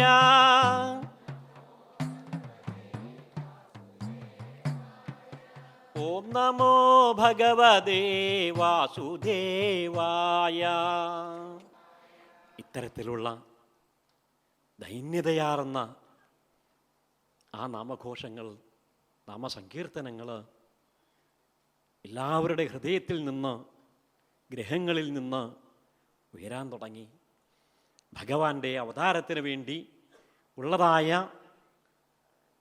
ആ ദാഹം ഒന്ന് കാണാൻ, ആ മഹോത്സവത്തിൽ ഒന്ന് പങ്കെടുക്കാൻ, ആനന്ദം അനുഭവിക്കാൻ, ഇത്തരത്തിലുള്ള എല്ലാ വിഷമങ്ങളും ഇതുവരെ അനുഭവിച്ചതായ ആ വിഷമങ്ങളുണ്ടല്ലോ, അതൊക്കെ മറക്കാൻ ഭഗവാനെ വേഗം വരണേ, ഞങ്ങളെ രക്ഷിക്കണേ, ഞങ്ങളെ അനുഗ്രഹിക്കണേ എന്ന് പറഞ്ഞുകൊണ്ട് ഉറക്കെ നാമജപം അങ്ങനെ മുഴങ്ങാൻ തുടങ്ങി. എല്ലാവരുടെയും മനസ്സ് ഭഗവാനിൽ തന്നെയാണ്. അങ്ങനെ ആയപ്പോൾ തിരുവവതാരത്തിനുള്ള പരിപക്വമായ സമയം വന്നു ചേർന്നു തുടങ്ങി. ഒരു ദിവസം ദേവകി നോക്കുമ്പോൾ വസുദേവരങ്ങനെ പുഞ്ചിരിച്ചുകൊണ്ടിരിക്കുക. എന്താ ഇങ്ങനെ? കുറേ നേരമായാലും ഇങ്ങനെ ഒരു മാറ്റമില്ല, എന്നെ ശ്രദ്ധിക്കണേ ഇല്ല. ഇന്നലെ വരെ എന്തെങ്കിലും ശരി നമ്മൾ ഭഗവാനെ വിളിക്കണമല്ലോ ദേവി, ഒരു ദിവസം ഭഗവാൻ കേൾക്കൂ, അത് നമ്മുടെ ഈ ദുഃഖത്തിനൊക്കെ പരിഹാരം ഉണ്ടാവും, വിളിച്ചോളൂ ഉറക്കെ മനമൊരുക്കി വിളിക്കൂ, അത് തന്നെ ആശ്രയുള്ളൂ എന്ന് പറഞ്ഞിരുന്നതായിട്ടുള്ള ആളാണ് അത്രേ. എന്നെ നോക്കണ പോലും ഇല്ല. എന്തോ ഒരു പരമാനന്ദം അനുഭവിച്ചുകൊണ്ട് ഈ ലോകത്ത് തന്നെയല്ല താൻ എന്നുള്ള രീതിയിലാണ് ആ നിൽപ്പ് കണ്ടാൽ. ക്ഷമ കെട്ടു. ദേവയ്ക്ക് ചോദിച്ചു, ഹേ എന്താ അത്? അങ്ങ് എന്താണ് ഇങ്ങനെ ചിന്തിക്കുന്നത്? കുറേ നേരമായല്ലോ. ഇന്നലെ മുതൽ ഞാൻ ശ്രദ്ധിക്കുകയാണ്. വസുദേവർ പറഞ്ഞു, ദേവകി, ഇതാ ഞാൻ ഇന്നലെ ഉണ്ടല്ലോ കണ്ണനെ കണ്ടു. ദേവകി, ഭഗവാനെ ഞാൻ കാണുണ്ടായി, ഞാൻ കണ്ടിരിക്കണു. രസമാണ് കാണാൻ. ദേവകി വസുദേവർ പറയണത് അങ്ങനെ കേട്ടുകൊണ്ടിരിക്കുക. ദാഹം മൂത്ത് കുറച്ച് വെള്ളം കിട്ടിയാൽ മതി എന്ന് പറയുന്ന വേഴാമ്പലിനെ പോലെ ദേവകി വസുദേവർ പറയുന്നതായ ഓരോ വാക്കുകളും ആസ്വദിച്ചുകൊണ്ട് അങ്ങനെ നിൽക്കുകയാണ്. വസുദേവർ പറയുക, ആ ദിവ്യസ്വരൂപൻ്റെ, ആ മോഹനരൂപൻ്റെ ആ രൂപം എങ്ങനെയാണ് ഞാൻ വർണ്ണിക്കുക? കരുണാമയനായിട്ടുള്ള, കാരുണ്യമൂർത്തിയായിട്ടുള്ള ഭഗവാൻ പറഞ്ഞു തരാൻ പറ്റില്ല ദേവകി. ഞാനങ്ങനെ ആസ്വദിക്കുകയാണ്. നോക്കൂ, ഭഗവാന്റെ മനോഹരമായിട്ടുള്ള മഞ്ഞപ്പട്ട് അതങ്ങനെ കാണുമ്പോൾ തന്നെ മറക്കണു ദേവി. വനമാല ധരിച്ചിട്ടുണ്ട്, അരമണി കെട്ടിയിട്ടുണ്ട്, കാതിൽ കുണ്ടലങ്ങൾ, കഴുത്തിൽ ധാരാളം ആഭരണങ്ങൾ എല്ലാം അണിഞ്ഞ് സർവാഭരണ വിഭൂഷിതനായിട്ടുള്ള ഭഗവാനെ ഓരോ അംഗങ്ങളായിട്ട് വസുദേവർ കണ്ടതായ ആ രൂപത്തെ വർണ്ണിച്ചപ്പോൾ കണ്ണുകൾ അടച്ചുപോയി ദേവകി ദേവി. കാരുണ്യമൂർത്തിയായ ത്രിലോകത്തിൻ്റെയും മൂർത്തിയായിട്ടുള്ള ആ ഭഗവാനെ വസുദേവർ കണ്ടതുപോലെ തന്നെ ദേവകിയും കണ്ട് ആസ്വദിക്കാൻ തുടങ്ങി. കണ്ണുകൾ അടച്ച് നാമം ജപിച്ചുകൊണ്ട് നാരായണ നാരായണ, അത് മാത്രമേ ഉള്ളൂ. ആ നാമജപത്തിലൂടെ അങ്ങനെ നിൽക്കുമ്പോൾ വസുദേവരുടെ ഹൃദയത്തിൽ നിന്ന് ഒരു പ്രകാശം, ഒരു ചൈതന്യം ദേവകിയുടെ ഗർഭത്തിലേക്ക് അങ്ങനെ പ്രവേശിച്ചു. നമുക്കൊക്കെ അത്ഭുതം ഉണ്ടാവും, ഇതെങ്ങനെ സാധ്യമാവുമോ? സാധ്യമാവാതിരിക്കാൻ എന്താ നിവൃത്തി? മനുഷ്യ മനസ്സുകൾക്ക് ചിന്തിക്കാൻ പോലും, സമ്മതിക്കാൻ പോലും സാധിക്കാത്തതായ കാര്യമാണത്. ജഗന്നിയന്താവായിട്ടുള്ള ഭഗവാന്, ജനന മരണ ഇല്ലാത്തതായ കാലാതീതനായിട്ടുള്ള ഭഗവാന് ഒരാളുടെ മനസ്സിൽ കയറണമെന്നുണ്ടെങ്കിൽ ഒരു വിഷമമില്ല. ആ ജീവാത്മാവായിട്ട് ഭഗവാൻ ദേവീ ഗർഭത്തിൽ അങ്ങനെ കയറി. ആ സമയത്ത് കംസന്റെ കാരാഗ്രഹത്തിലും ഒരു പ്രകാശമൊക്കെ ഉണ്ടായി. ആകെ ഒരു പ്രകാശമയം. കംസൻ ഞെട്ടി ഉണർന്നു, ഓട്ടി വന്നു. അതിൻ്റെ കാരാഗ്രഹത്തിൻ്റെ വാതിലുകൾ തള്ളി തുറന്ന് നോക്കുമ്പോൾ ഒന്നും അറിയാതെ സന്തോഷം അനുഭവിച്ചുകൊണ്ട്, അവാച്യമായ ആനന്ദം അനുഭവിച്ചുകൊണ്ട് ദേവകി അങ്ങനെ നിൽക്കുന്നു. വസുദേവനും അതുപോലെ തന്നെ. ഇതൊരു മാറ്റാണ്. ആ കാവൽ ഭടന്മാർക്കും അതേ അനുഭവം ഉണ്ടായിത്രേ. അദ്ദേഹത്തിന് അധികം നേരം നിൽക്കാൻ പറ്റിയില്ല. ദേവകിയെ കൊല്ലണമെന്നുള്ള മനസ്സിൽ മോഹമുണ്ടായി. പക്ഷേ നിമിഷ നേരങ്ങൾ കൊണ്ട് അത് മാറി. തിരിഞ്ഞു നടന്നു. നോക്കാൻ പറ്റണില്ല. ഇതൊരു തേജസ്സാണ്. നട്ടുച്ചയ്ക്ക് ആ സൂര്യൻ്റെ മുമ്പിൽ അങ്ങനെ നോക്കി നിൽക്കാൻ നമുക്ക് സാധിക്കാത്തതുപോലെ കംസനും ഞെട്ടിപ്പോയി. നോക്കാൻ പറ്റണില്ല. തിരിഞ്ഞു നടന്നു. അവിടെ വരുന്നു. തൻ്റെ കൊട്ടാരത്തിൽ വന്ന് അങ്ങോട്ടും ഇങ്ങോട്ടും നടക്കുമ്പോഴും ഇരിക്കുമ്പോഴും കിടക്കുമ്പോഴും ഭക്ഷണം കഴിക്കാനിരിക്കുമ്പോഴും ഒക്കെ കൃഷ്ണനെ കാണാൻ തുടങ്ങി. സ്ഥലേ വിഷ്ണു ജലേ വിഷ്ണു സകലം വിഷ്ണുമയം ജഗത്.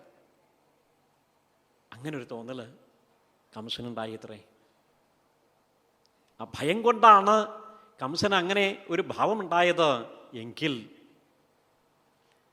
ദേവകിയുടെ ഭാവമോ ആശ്രയഭാവമാണ്. ഭഗവാനെ, നിരാലംബരായിട്ടുള്ള നമുക്കൊക്കെ അതാണ് ആശ്രയം. നമ്മൾ ചിന്തിക്കണില്ല. നമ്മളോട് ഭാഗവതം ചോദിക്കുന്നത് അതാണ്. ആനന്ദത്തോടു കൂടി ഭഗവാനെ വിളിക്കണോ അതോ ഭയത്തോടു കൂടി വിളിക്കണോ? എന്നായാലും നിങ്ങൾക്ക് ഒരിക്കലും വിളിക്കേണ്ടി വരും. അത് വിളിക്കാൻ കിട്ടിയിരിക്കുന്നതായ ഒരു ജന്മമാണ് അത്രേ മനുഷ്യജന്മം.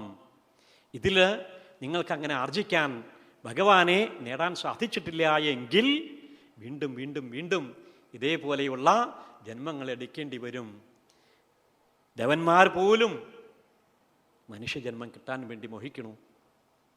അത്ര പവിത്രമായിട്ടുള്ള ഈ മനുഷ്യജന്മം കിട്ടിയിട്ട് തിന്നും കുടിച്ചും കഴിയണമല്ലോ. കഷ്ടം, എന്താ അഹോ കഷ്ടം, എന്നല്ലാതെ എന്തു പറയാൻ എന്നാണ് മഹാത്മാക്കൾ ചോദിക്കുന്നത്. വെറുതെ ചത്തുപോവുകയാണ്. മനുഷ്യജന്മത്തിൻ്റെ ആ ഉദ്ദേശം, ലക്ഷ്യമറിയാതെ, അത് ആസ്വദിക്കാതെ ദിവസവും കരയുകയാണ് മനുഷ്യൻ. ഓരോ നിമിഷവും ആയിരക്കണക്കിന് വിഷമങ്ങളുമായിട്ട്, നീറുന്ന വിഷമങ്ങളുമായിട്ട്, കഥന ഭാരങ്ങളുമായിട്ടാണ് മനുഷ്യൻ കഴിയുന്നത്. എന്തിനാ ഇങ്ങനെ കഴിയണു? ഭഗവാൻ ചോദിക്കുന്നതാണ്.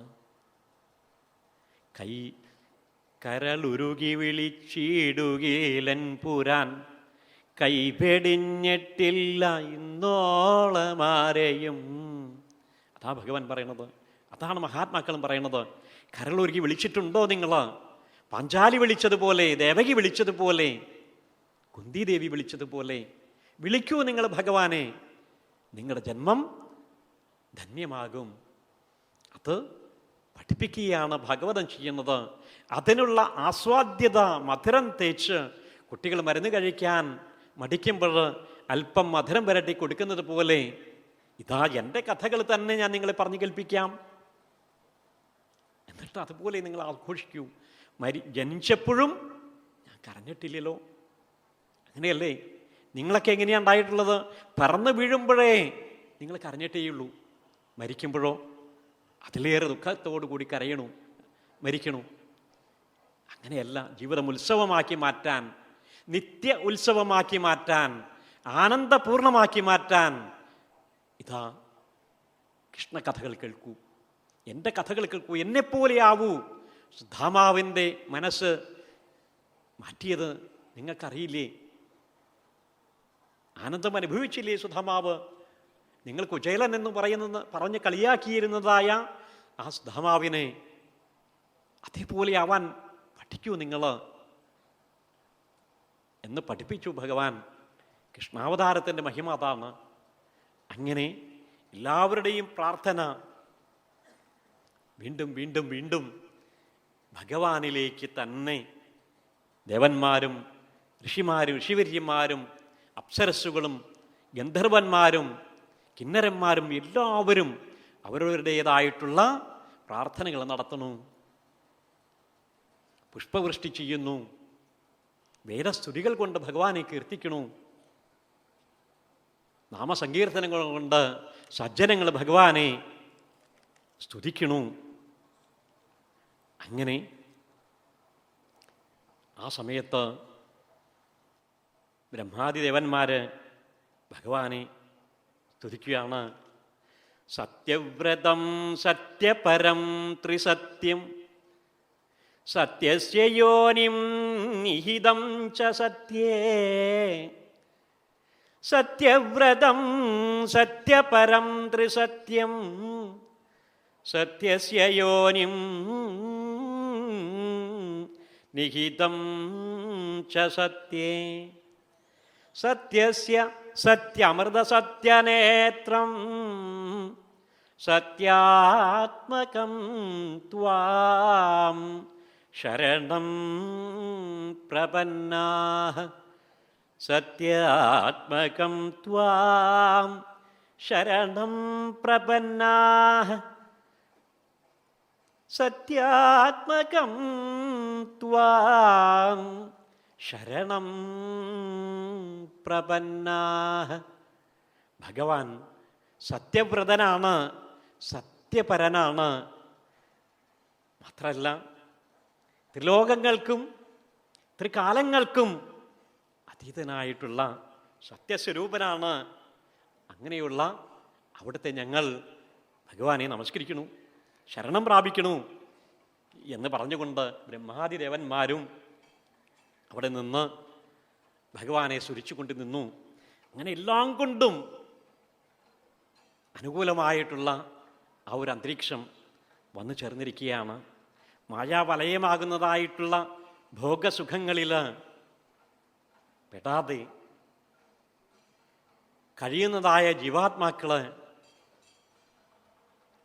അവരെ കണ്ട ദേവന്മാർ പോലും അത്ഭുതപ്പെടുക അത്രേ. എങ്ങനെയാ അവരിങ്ങനെ ഈ തരത്തിൽ ജീവിക്കണത്? യാതൊരു തരത്തിലുള്ള ദുഃഖങ്ങളും അവരെ ബാധിക്കണില്ലല്ലോ. അങ്ങനെയുള്ളതായിട്ടുള്ള ഈ മനുഷ്യജന്മം കിട്ടാൻ വേണ്ടിയിട്ട്, അതിനു വേണ്ടിയിട്ടാണ്, അത് ആസ്വദിക്കാൻ വേണ്ടിയിട്ടാണ് ഭഗവാനോടൊപ്പം അവർ അവതരിക്കാനായിട്ട് തയ്യാറായിട്ടുള്ളത്. നോക്കൂ, മനുഷ്യജന്മത്തിൻ്റെ മഹത്വം അതാണ് എന്ന് ദേവന്മാർ പോലും നമുക്ക് പറഞ്ഞു തരണം. അങ്ങനെയുള്ളതായ ആ സ്തുതികളൊക്കെ നടന്നുകൊണ്ടിരിക്കുമ്പോൾ, അതൊക്കെ കഴിഞ്ഞിട്ട്, സ്തുതികളൊക്കെ കഴിഞ്ഞ് ബ്രഹ്മാവതി ദേവന്മാർ യാത്രയാവുകയാണ്. നമ്മളും ഭഗവൽ കാരുണ്യത്തിനായി, ഭഗവാന്റെ അവതാരത്തിനായി പ്രാർത്ഥിക്കുക. ആ പ്രാർത്ഥനയിലൂടെ ഭഗവാൻ നമ്മുടെ മുമ്പിൽ അവതരിക്കും. അഥ സർവഗുണോപേത കാല പരമശോഭന യർഹ്യേവാ ജനജന്മക്ഷം ശാന്തർക്ഷ ഗ്രഹതാരകം. അഥ സർവഗുണോപേത, സർവഗുണങ്ങളും ഒത്തിണങ്ങിയതായിട്ടുള്ള ഒരു കാലം വന്നു ചേർന്നിരിക്കുന്നു. സർവഗുണങ്ങളും പ്രത്യേകം എടുത്തു പറയുക. ഒരാൾക്കും ഒരു തരത്തിലുള്ള ദോഷങ്ങളെയും കാണാൻ സാധിക്കാത്തതായ രീതിയിൽ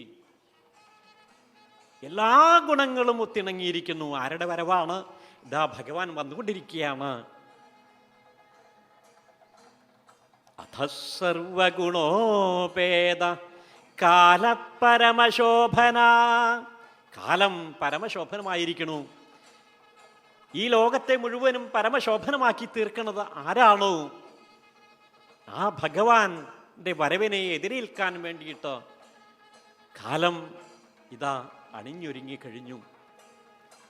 യർഹ്യേവാജനജന്മക്ഷം ശാന്തർക്ഷ ഗ്രഹതാരക, ഗ്രഹങ്ങളും നക്ഷത്രങ്ങളും ശാന്തമായിട്ട് അവരവരുടെ സ്ഥാനങ്ങളിൽ നിലയുറപ്പിച്ചു കഴിഞ്ഞു. ആസുരിക പ്രവൃത്തികൾ മൂലം മങ്ങലേറ്റതായിട്ടുള്ള 8 ദിക്കുകളും, അഷ്ടദിക് പാലകന്മാരുടെ ഇതായിട്ടുള്ള നിയന്ത്രണത്തിലുള്ള 8 ദിക്കുകളും നക്ഷത്രങ്ങളും നിർമ്മലമായി തിളങ്ങാൻ തുടങ്ങി. ഭൂമിയാണെങ്കിൽ ഫലഭൂയിഷ്ടമായി. പറഞ്ഞല്ലോ, ഗൗർഭൂത്വാശ്വമുഖീ ഖിന്ന, കരഞ്ഞുകൊണ്ടാണ് ഭൂമിദേവി ഭഗവാനോട് പ്രാർത്ഥിച്ചത്. ഇവിടെയൊന്നും വിളകളെല്ലാം നശിച്ചിരിക്കുന്നു, വെള്ളം വറ്റിയിരിക്കുന്നു, പക്ഷിമൃഗാദികൾ വെള്ളം കിട്ടാതെ അവരലയുന്നു, വൃക്ഷങ്ങളെല്ലാം ഇലപൊഴിക്കുന്നു, ചൂട് സഹിക്കാൻ വയ്യാതായിരിക്കുന്നു എന്ന് പറഞ്ഞതായ ഭൂമിദേവി ആനന്ദത്തിൽ എന്താ പറയുക, മറന്നുകൊണ്ട് ഭഗവാന്റെ വരവിനായിട്ട് പച്ചവിരിപ്പ് നിറഞ്ഞതായ ഭൂമിയായി തീർന്നിരിക്കുന്നു. വൃക്ഷലതാദികളും ഫലവൃക്ഷങ്ങളും എല്ലാം തന്നെ ഫലങ്ങളെ കൊണ്ട് നിറഞ്ഞ് ഇതാ ഹരിതാഭമായിരിക്കണു. വണ്ടുകളും പക്ഷികളും പാറി നടന്ന്, ശലഭങ്ങളും ഒക്കെ ഇങ്ങനെ പാറി നടന്ന് മധുരതരമായിട്ടുള്ള ഗാനങ്ങളെ പൊഴിക്കണു. എവിടെയും ആനന്ദം തന്നെ. വായു എങ്ങനെയാ? പുണ്യഗന്ധ, വായു പുണ്യഗന്ധത്തെയും വഹിച്ചുകൊണ്ട് മലിനമായിരുന്നു ആസുരിക പ്രവൃത്തികൾ മൂലം. നമുക്കറിയാലോ, നമ്മളും എങ്ങനെയല്ലേ?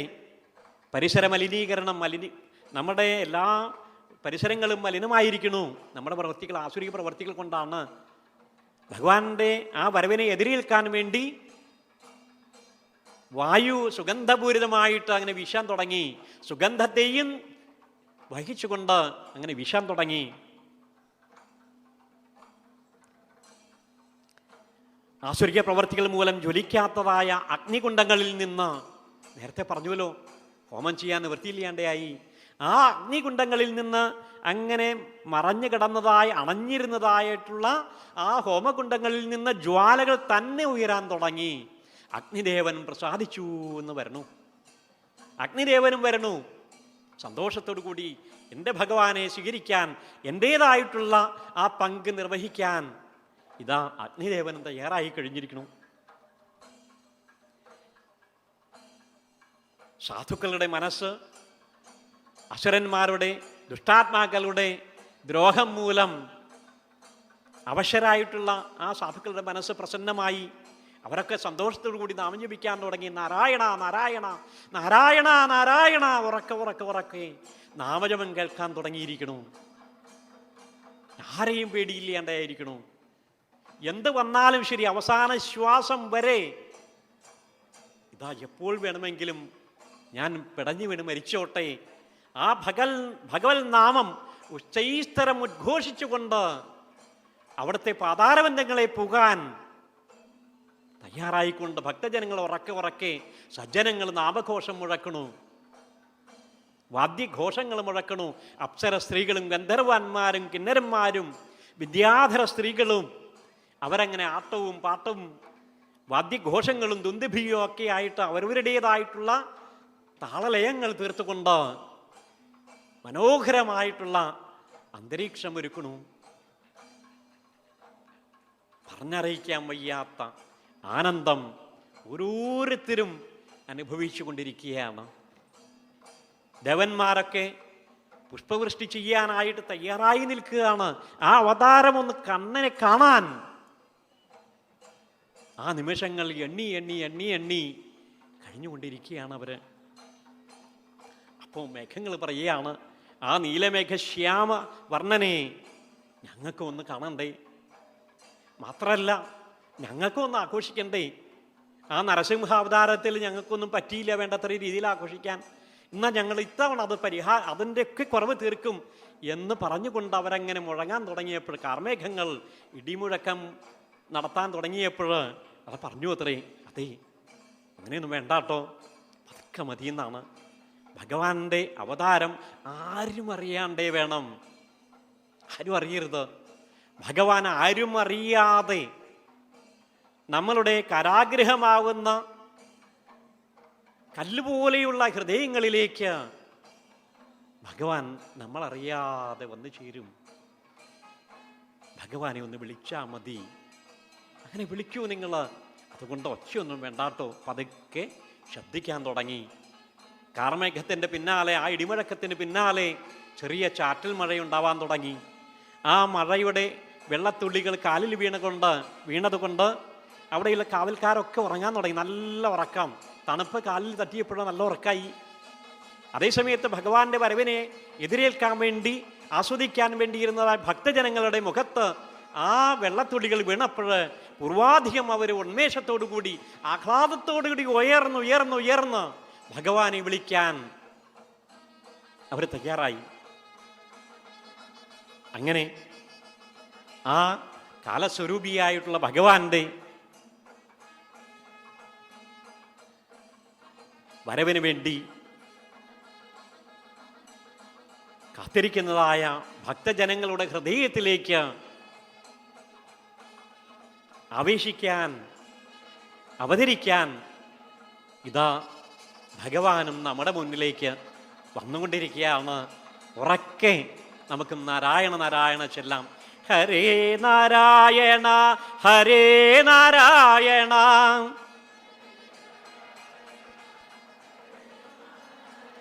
ഹരേ നാരായണ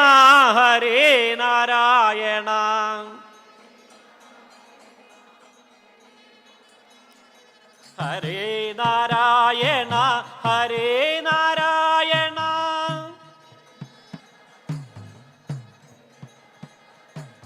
ഹരേ നാരായണ ഹരേ നാരായണ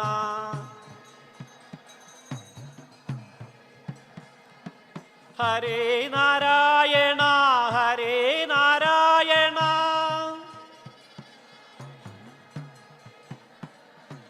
ഹരേ നാരായണ ഹരേ നാരായണ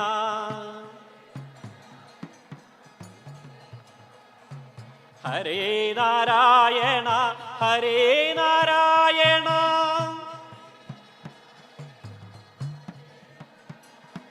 ഹരേ നാരായണ ഹരേ നാരായണ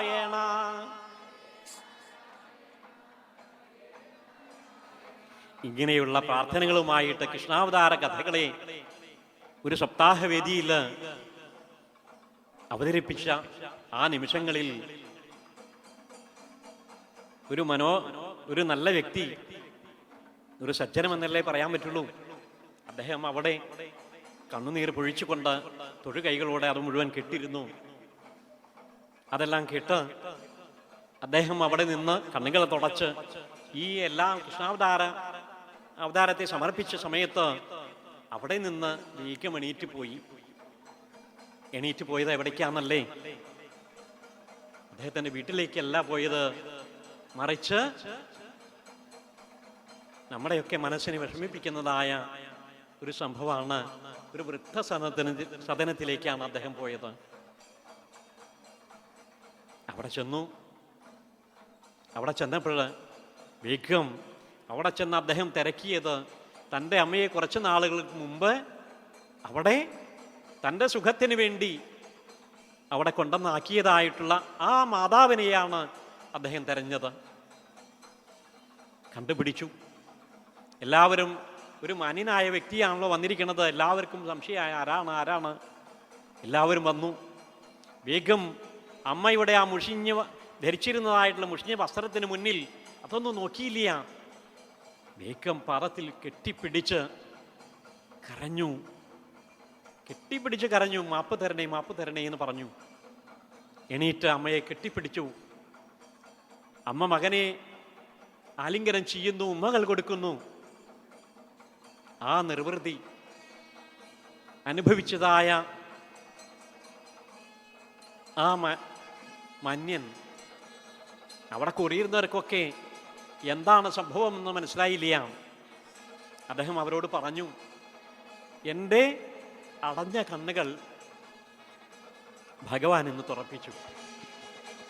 എനിക്ക് വേണ്ടി ഒരു ജീവിതം മുഴുവനും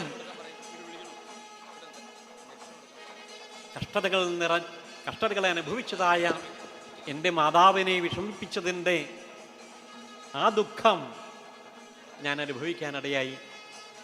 അത് തിരുത്താൻ വേണ്ടിയിട്ടാണ് ഞാൻ വന്നത്. ഇന്ന് അത് അത് തിരിച്ചറിയാനുള്ളൊരു ഭാഗ്യം എനിക്കുണ്ടായി. അത് ഭഗവാനാണ് എനിക്ക് തിരിച്ചു തന്നത് എന്ന് പറഞ്ഞുകൊണ്ട് അദ്ദേഹം ആ മാതാവിനെ വേഗം തിരിച്ച് വീട്ടിലേക്ക് കൊണ്ടുപോകാനിടയായി. ഇതാണ് കൃഷ്ണാവതാരത്തിൻ്റെ കഥ. നമുക്കും അങ്ങനെ നമ്മുടെ മനസ്സിൽ ഭഗവാൻ അവതരിക്കട്ടെ. ആ ആനന്ദം ആവോളം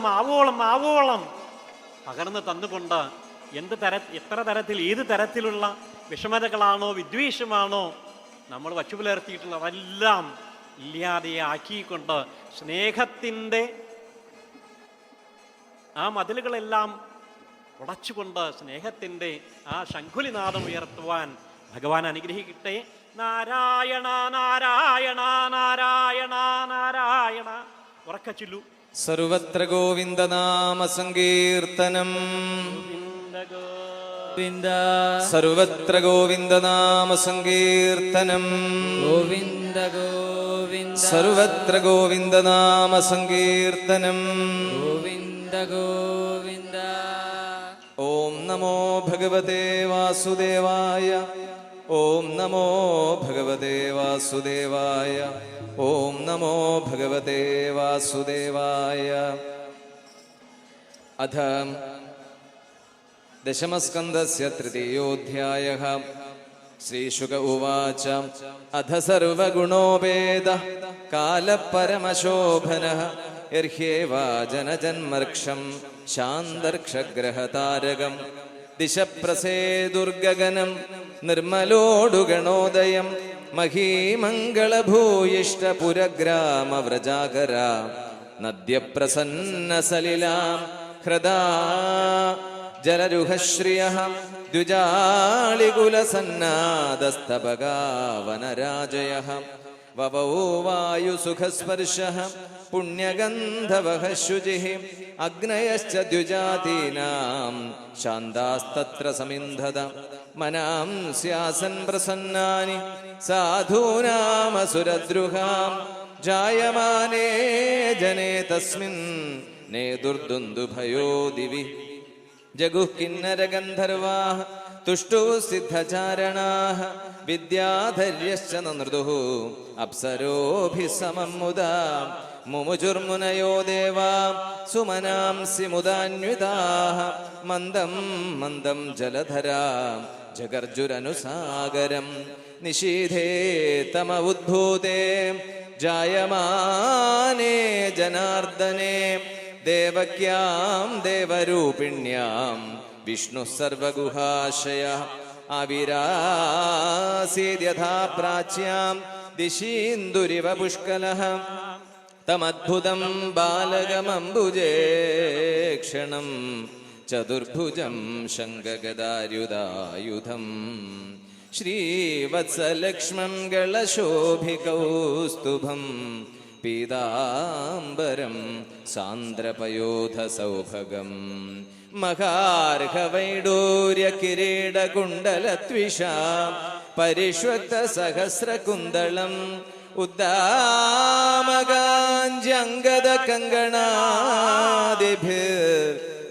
ഉദ്ദാമകാഞ്ജംഗദകങ്കണാദിഭിർവിരോചമാനം വസുദേവ ഐക്ഷതാ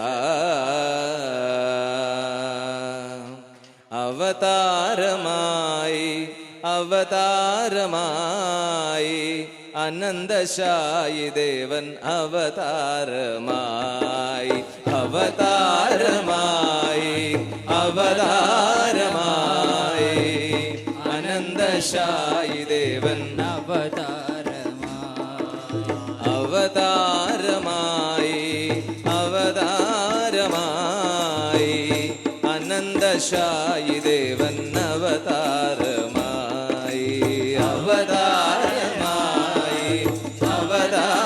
അവതാരമായി അനന്തശായി ദേവൻ അവതാരമായി കൽമഷഹരൻ ദേവൻ കാരുണ്യശാലി കൃഷ്ണൻ കംസന്റെ കൽത്തുറുങ്കിൽ അവതാരമായി കൽമഷഹരൻ ദേവൻ കാരുണ്യശാലി കൃഷ്ണൻ കംസന്റെ കൽത്തുറുങ്കിൽ അവതാരമായി കൽമഷഹരൻ ദേവൻ കാരുണ്യശാലി കൃഷ്ണൻ കംസന്റെ കൽത്തുറുങ്കിൽ അവതാരമായി കൽമഷഹരൻ ദേവൻ കാരുണ്യശാലി കൃഷ്ണൻ കംസന്റെ കൽത്തുറുങ്കിൽ അവതാരമായി ദക്ഷിണായന കാലേ ചിങ്ങമാസമതിൽ ഭക്തവത്സലൻ കൃഷ്ണൻ അവതാരമായി ദക്ഷിണായന കാലേ ചിങ്ങമാസമതിൽ ഭക്തവത്സലൻ കൃഷ്ണൻ അവതാരമായി അവതാരമായി അവതാരമായി അനന്തശായി ദേവൻ അവതാരമായി അവതാരമായി അവതാരമായി അനന്തശായി ദേവൻ അവതാരമായി കൃഷ്ണപക്ഷത്തിൽ നല്ലോരഷ്ടമിയാം തിഥിയിൽ അർദ്ധരാത്രിയിൽ കൃഷ്ണൻ അവതാരമായി കൃഷ്ണപക്ഷത്തിൽ നല്ലോരഷ്ടമിയാം തിഥിയിൽ അർദ്ധരാത്രിയിൽ കൃഷ്ണൻ അവതാരമായി കൃഷ്ണപക്ഷത്തിൽ നല്ലോരഷ്ടമിയാം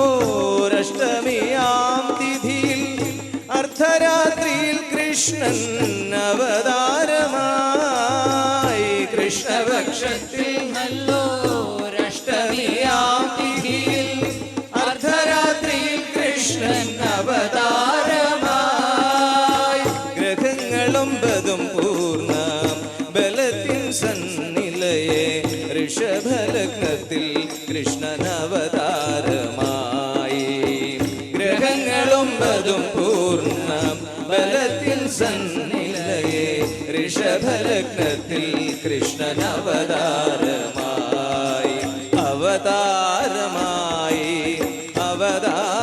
അവതാരമായി അനന്തശായി ദേവൻ അവതാരമായി അവതാരമായി അവതാരമായി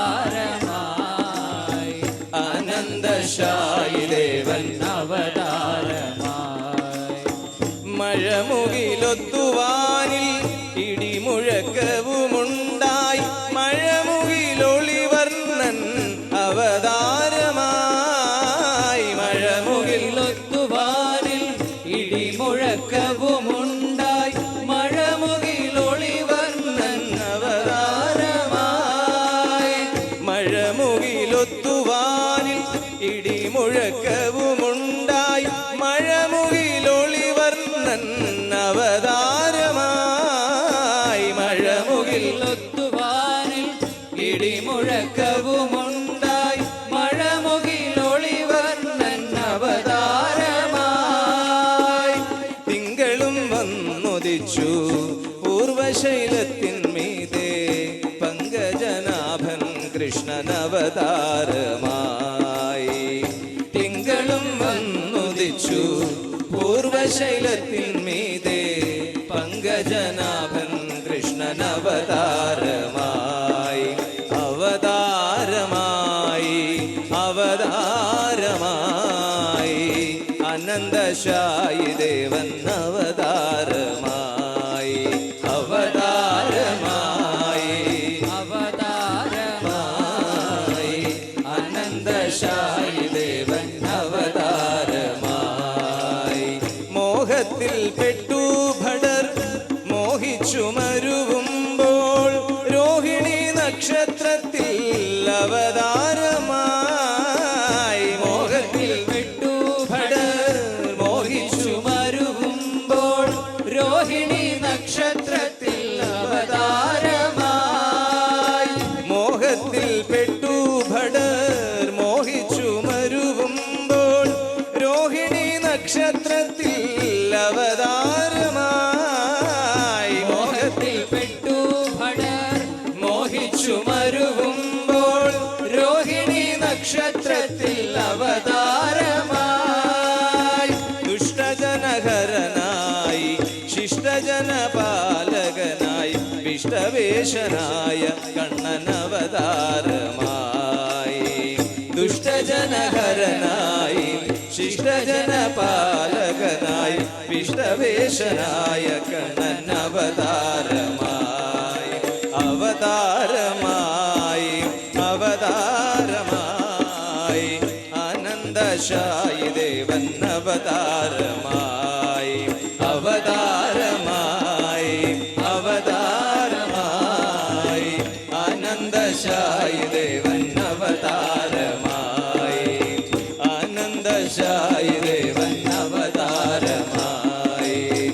ആനന്ദശായി ദേവൻ അവതാരമായി.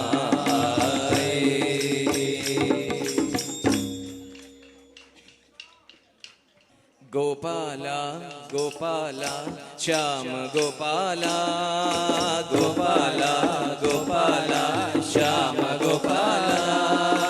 ഗോപാല ഗോപാല ശ്യാമ ഗോപാല, ഗോപാല ഗോപാല ശ്യാമ ഗോപാല.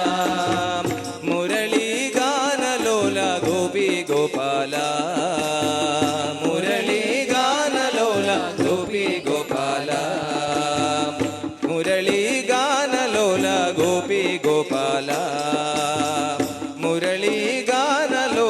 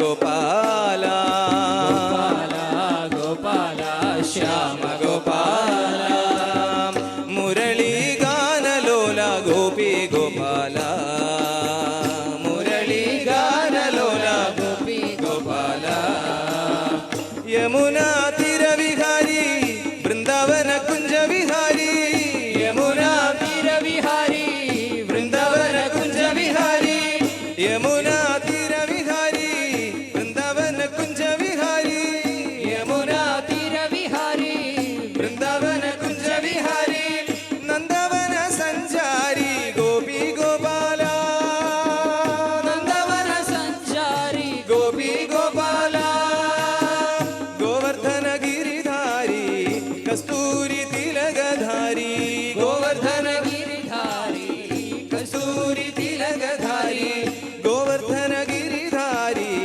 കസ്തൂരി തിലകധാരി ഗോവർദ്ധന ഗിരിധാരി കസ്തൂരി തിലകധാരി ശ്രീരാധാ मन विहारी सुंदर गोपाला श्रीराधा मन विहारी सुंदर गोपाला ओ राधे राधे राधे राधे राधे गोपाला ओ राधे राधे राधे राधे राधे गोपाला ओ राधे राधे राधे राधे राधे गोपाला ओ राधे राधे राधे राधे राधे गोपाला गोपाला गोपाला श्याम गोपाला गोपाला गोपाला श्याम गोपाला मुरली गान लोला गोपी गोपाला मुरली गान लोला गोपी गोपाला देवगी नंदन सुंदर वेणुगोपाला देवगी नंदन सुंदर वेणुगोपाला देवगी नंदन सुंदर वेणुगोपाला देवगी नंदन सुंदर वेणुगोपाला ओ राधे राधे राधे राधे राधे गोपाला ओ राधे राधे राधे राधे राधे गोपाला ओ राधे राधे राधे राधे राधे गोपाला ओ राधे राधे राधे राधे राधे गोपाला गोपी मदन मुरारी गोपाल कृष्ण मुरारी गोपी मदन मुरारी गोपाल कृष्ण मुरारी गोपी मदन मुरारी गोपाल कृष्ण मुरारी गोपी मदन मुरारी गोपाल कृष्ण मुरारी मधुर संचारी गोपी गोपाला मधुर संचारी गोपी गोपाला देवगी नंद कुमारा यादव नंद किशोरा देवगी नंद कुमारा यादव नंद किशोरा देवगी नंद कुमारा यादव नंद किशोरा देवगी नंद कुमारा यादव नंद किशोरा श्री मीरा मन विहारी सुंदर गोपाला श्री मीरा मन विहारी सुंदर गोपाला ओ राधे राधे राधे राधे राधे गोपाला ओ राधे राधे राधे राधे राधे गोपाला ओ राधे राधे राधे राधे राधे गोपाला ओ राधे राधे राधे राधे राधे गोपाला गोपाला गोपाला श्याम गोपाला गोपाला गोपाला श्याम गोपाला मुरली गान लोला गोपी गोपाला मुरली गान लोला गोपी गोपाला देवगी नंदन सुंदर वेणुगोपाला देवगी नंदन सुंदर वेणुगोपाला देवगी नंदन सुंदर वेणुगोपाला देवगी नंदन सुंदर वेणुगोपाला ओ राधे राधे राधे राधे राधे गोपाला ओ राधे राधे राधे राधे राधे गोपाला ओ राधे राधे राधे राधे राधे गोपाला ओ राधे राधे राधे राधे राधे गोपाला ओ राधे गोपाला ओ राधे गोपाला ओ राधे गोपाला ओ राधे गोपाला സർവത്ര ഗോവിന്ദനാമ സങ്കീർത്തനം. ഗോവിന്ദ ഗോവിന്ദ. കണ്ടും കാണാതിരുന്നും മിഴിയിലെ മഴയാൽ നീ നനഞ്ഞെന്നതോർത്തും കൊണ്ടൽ കണ്ടെന്റെ നെഞ്ചം തിരുനിറനിറവാൽ നിൻ തനുചന്തമോർത്തും നീയോ നിൻ നീൾമിഴിക്കോണൊരു നൊടിയിളകും മട്ടിൽ എൻ കണ്ണിൽ നോക്കി കണ്ണാ കണ്ണീരിനാഴം പലകുറി പരിശോധിക്കയോ ലീലയോ ചൊൽ കണ്ണാ കണ്ണീരിനാഴം പലകുറി പരിശോധിക്കയോ ലീലയോ ചൊൽ. സർവത്ര ഗോവിന്ദനാമ സങ്കീർത്തനം. ഗോവിന്ദ ഗോവിന്ദ.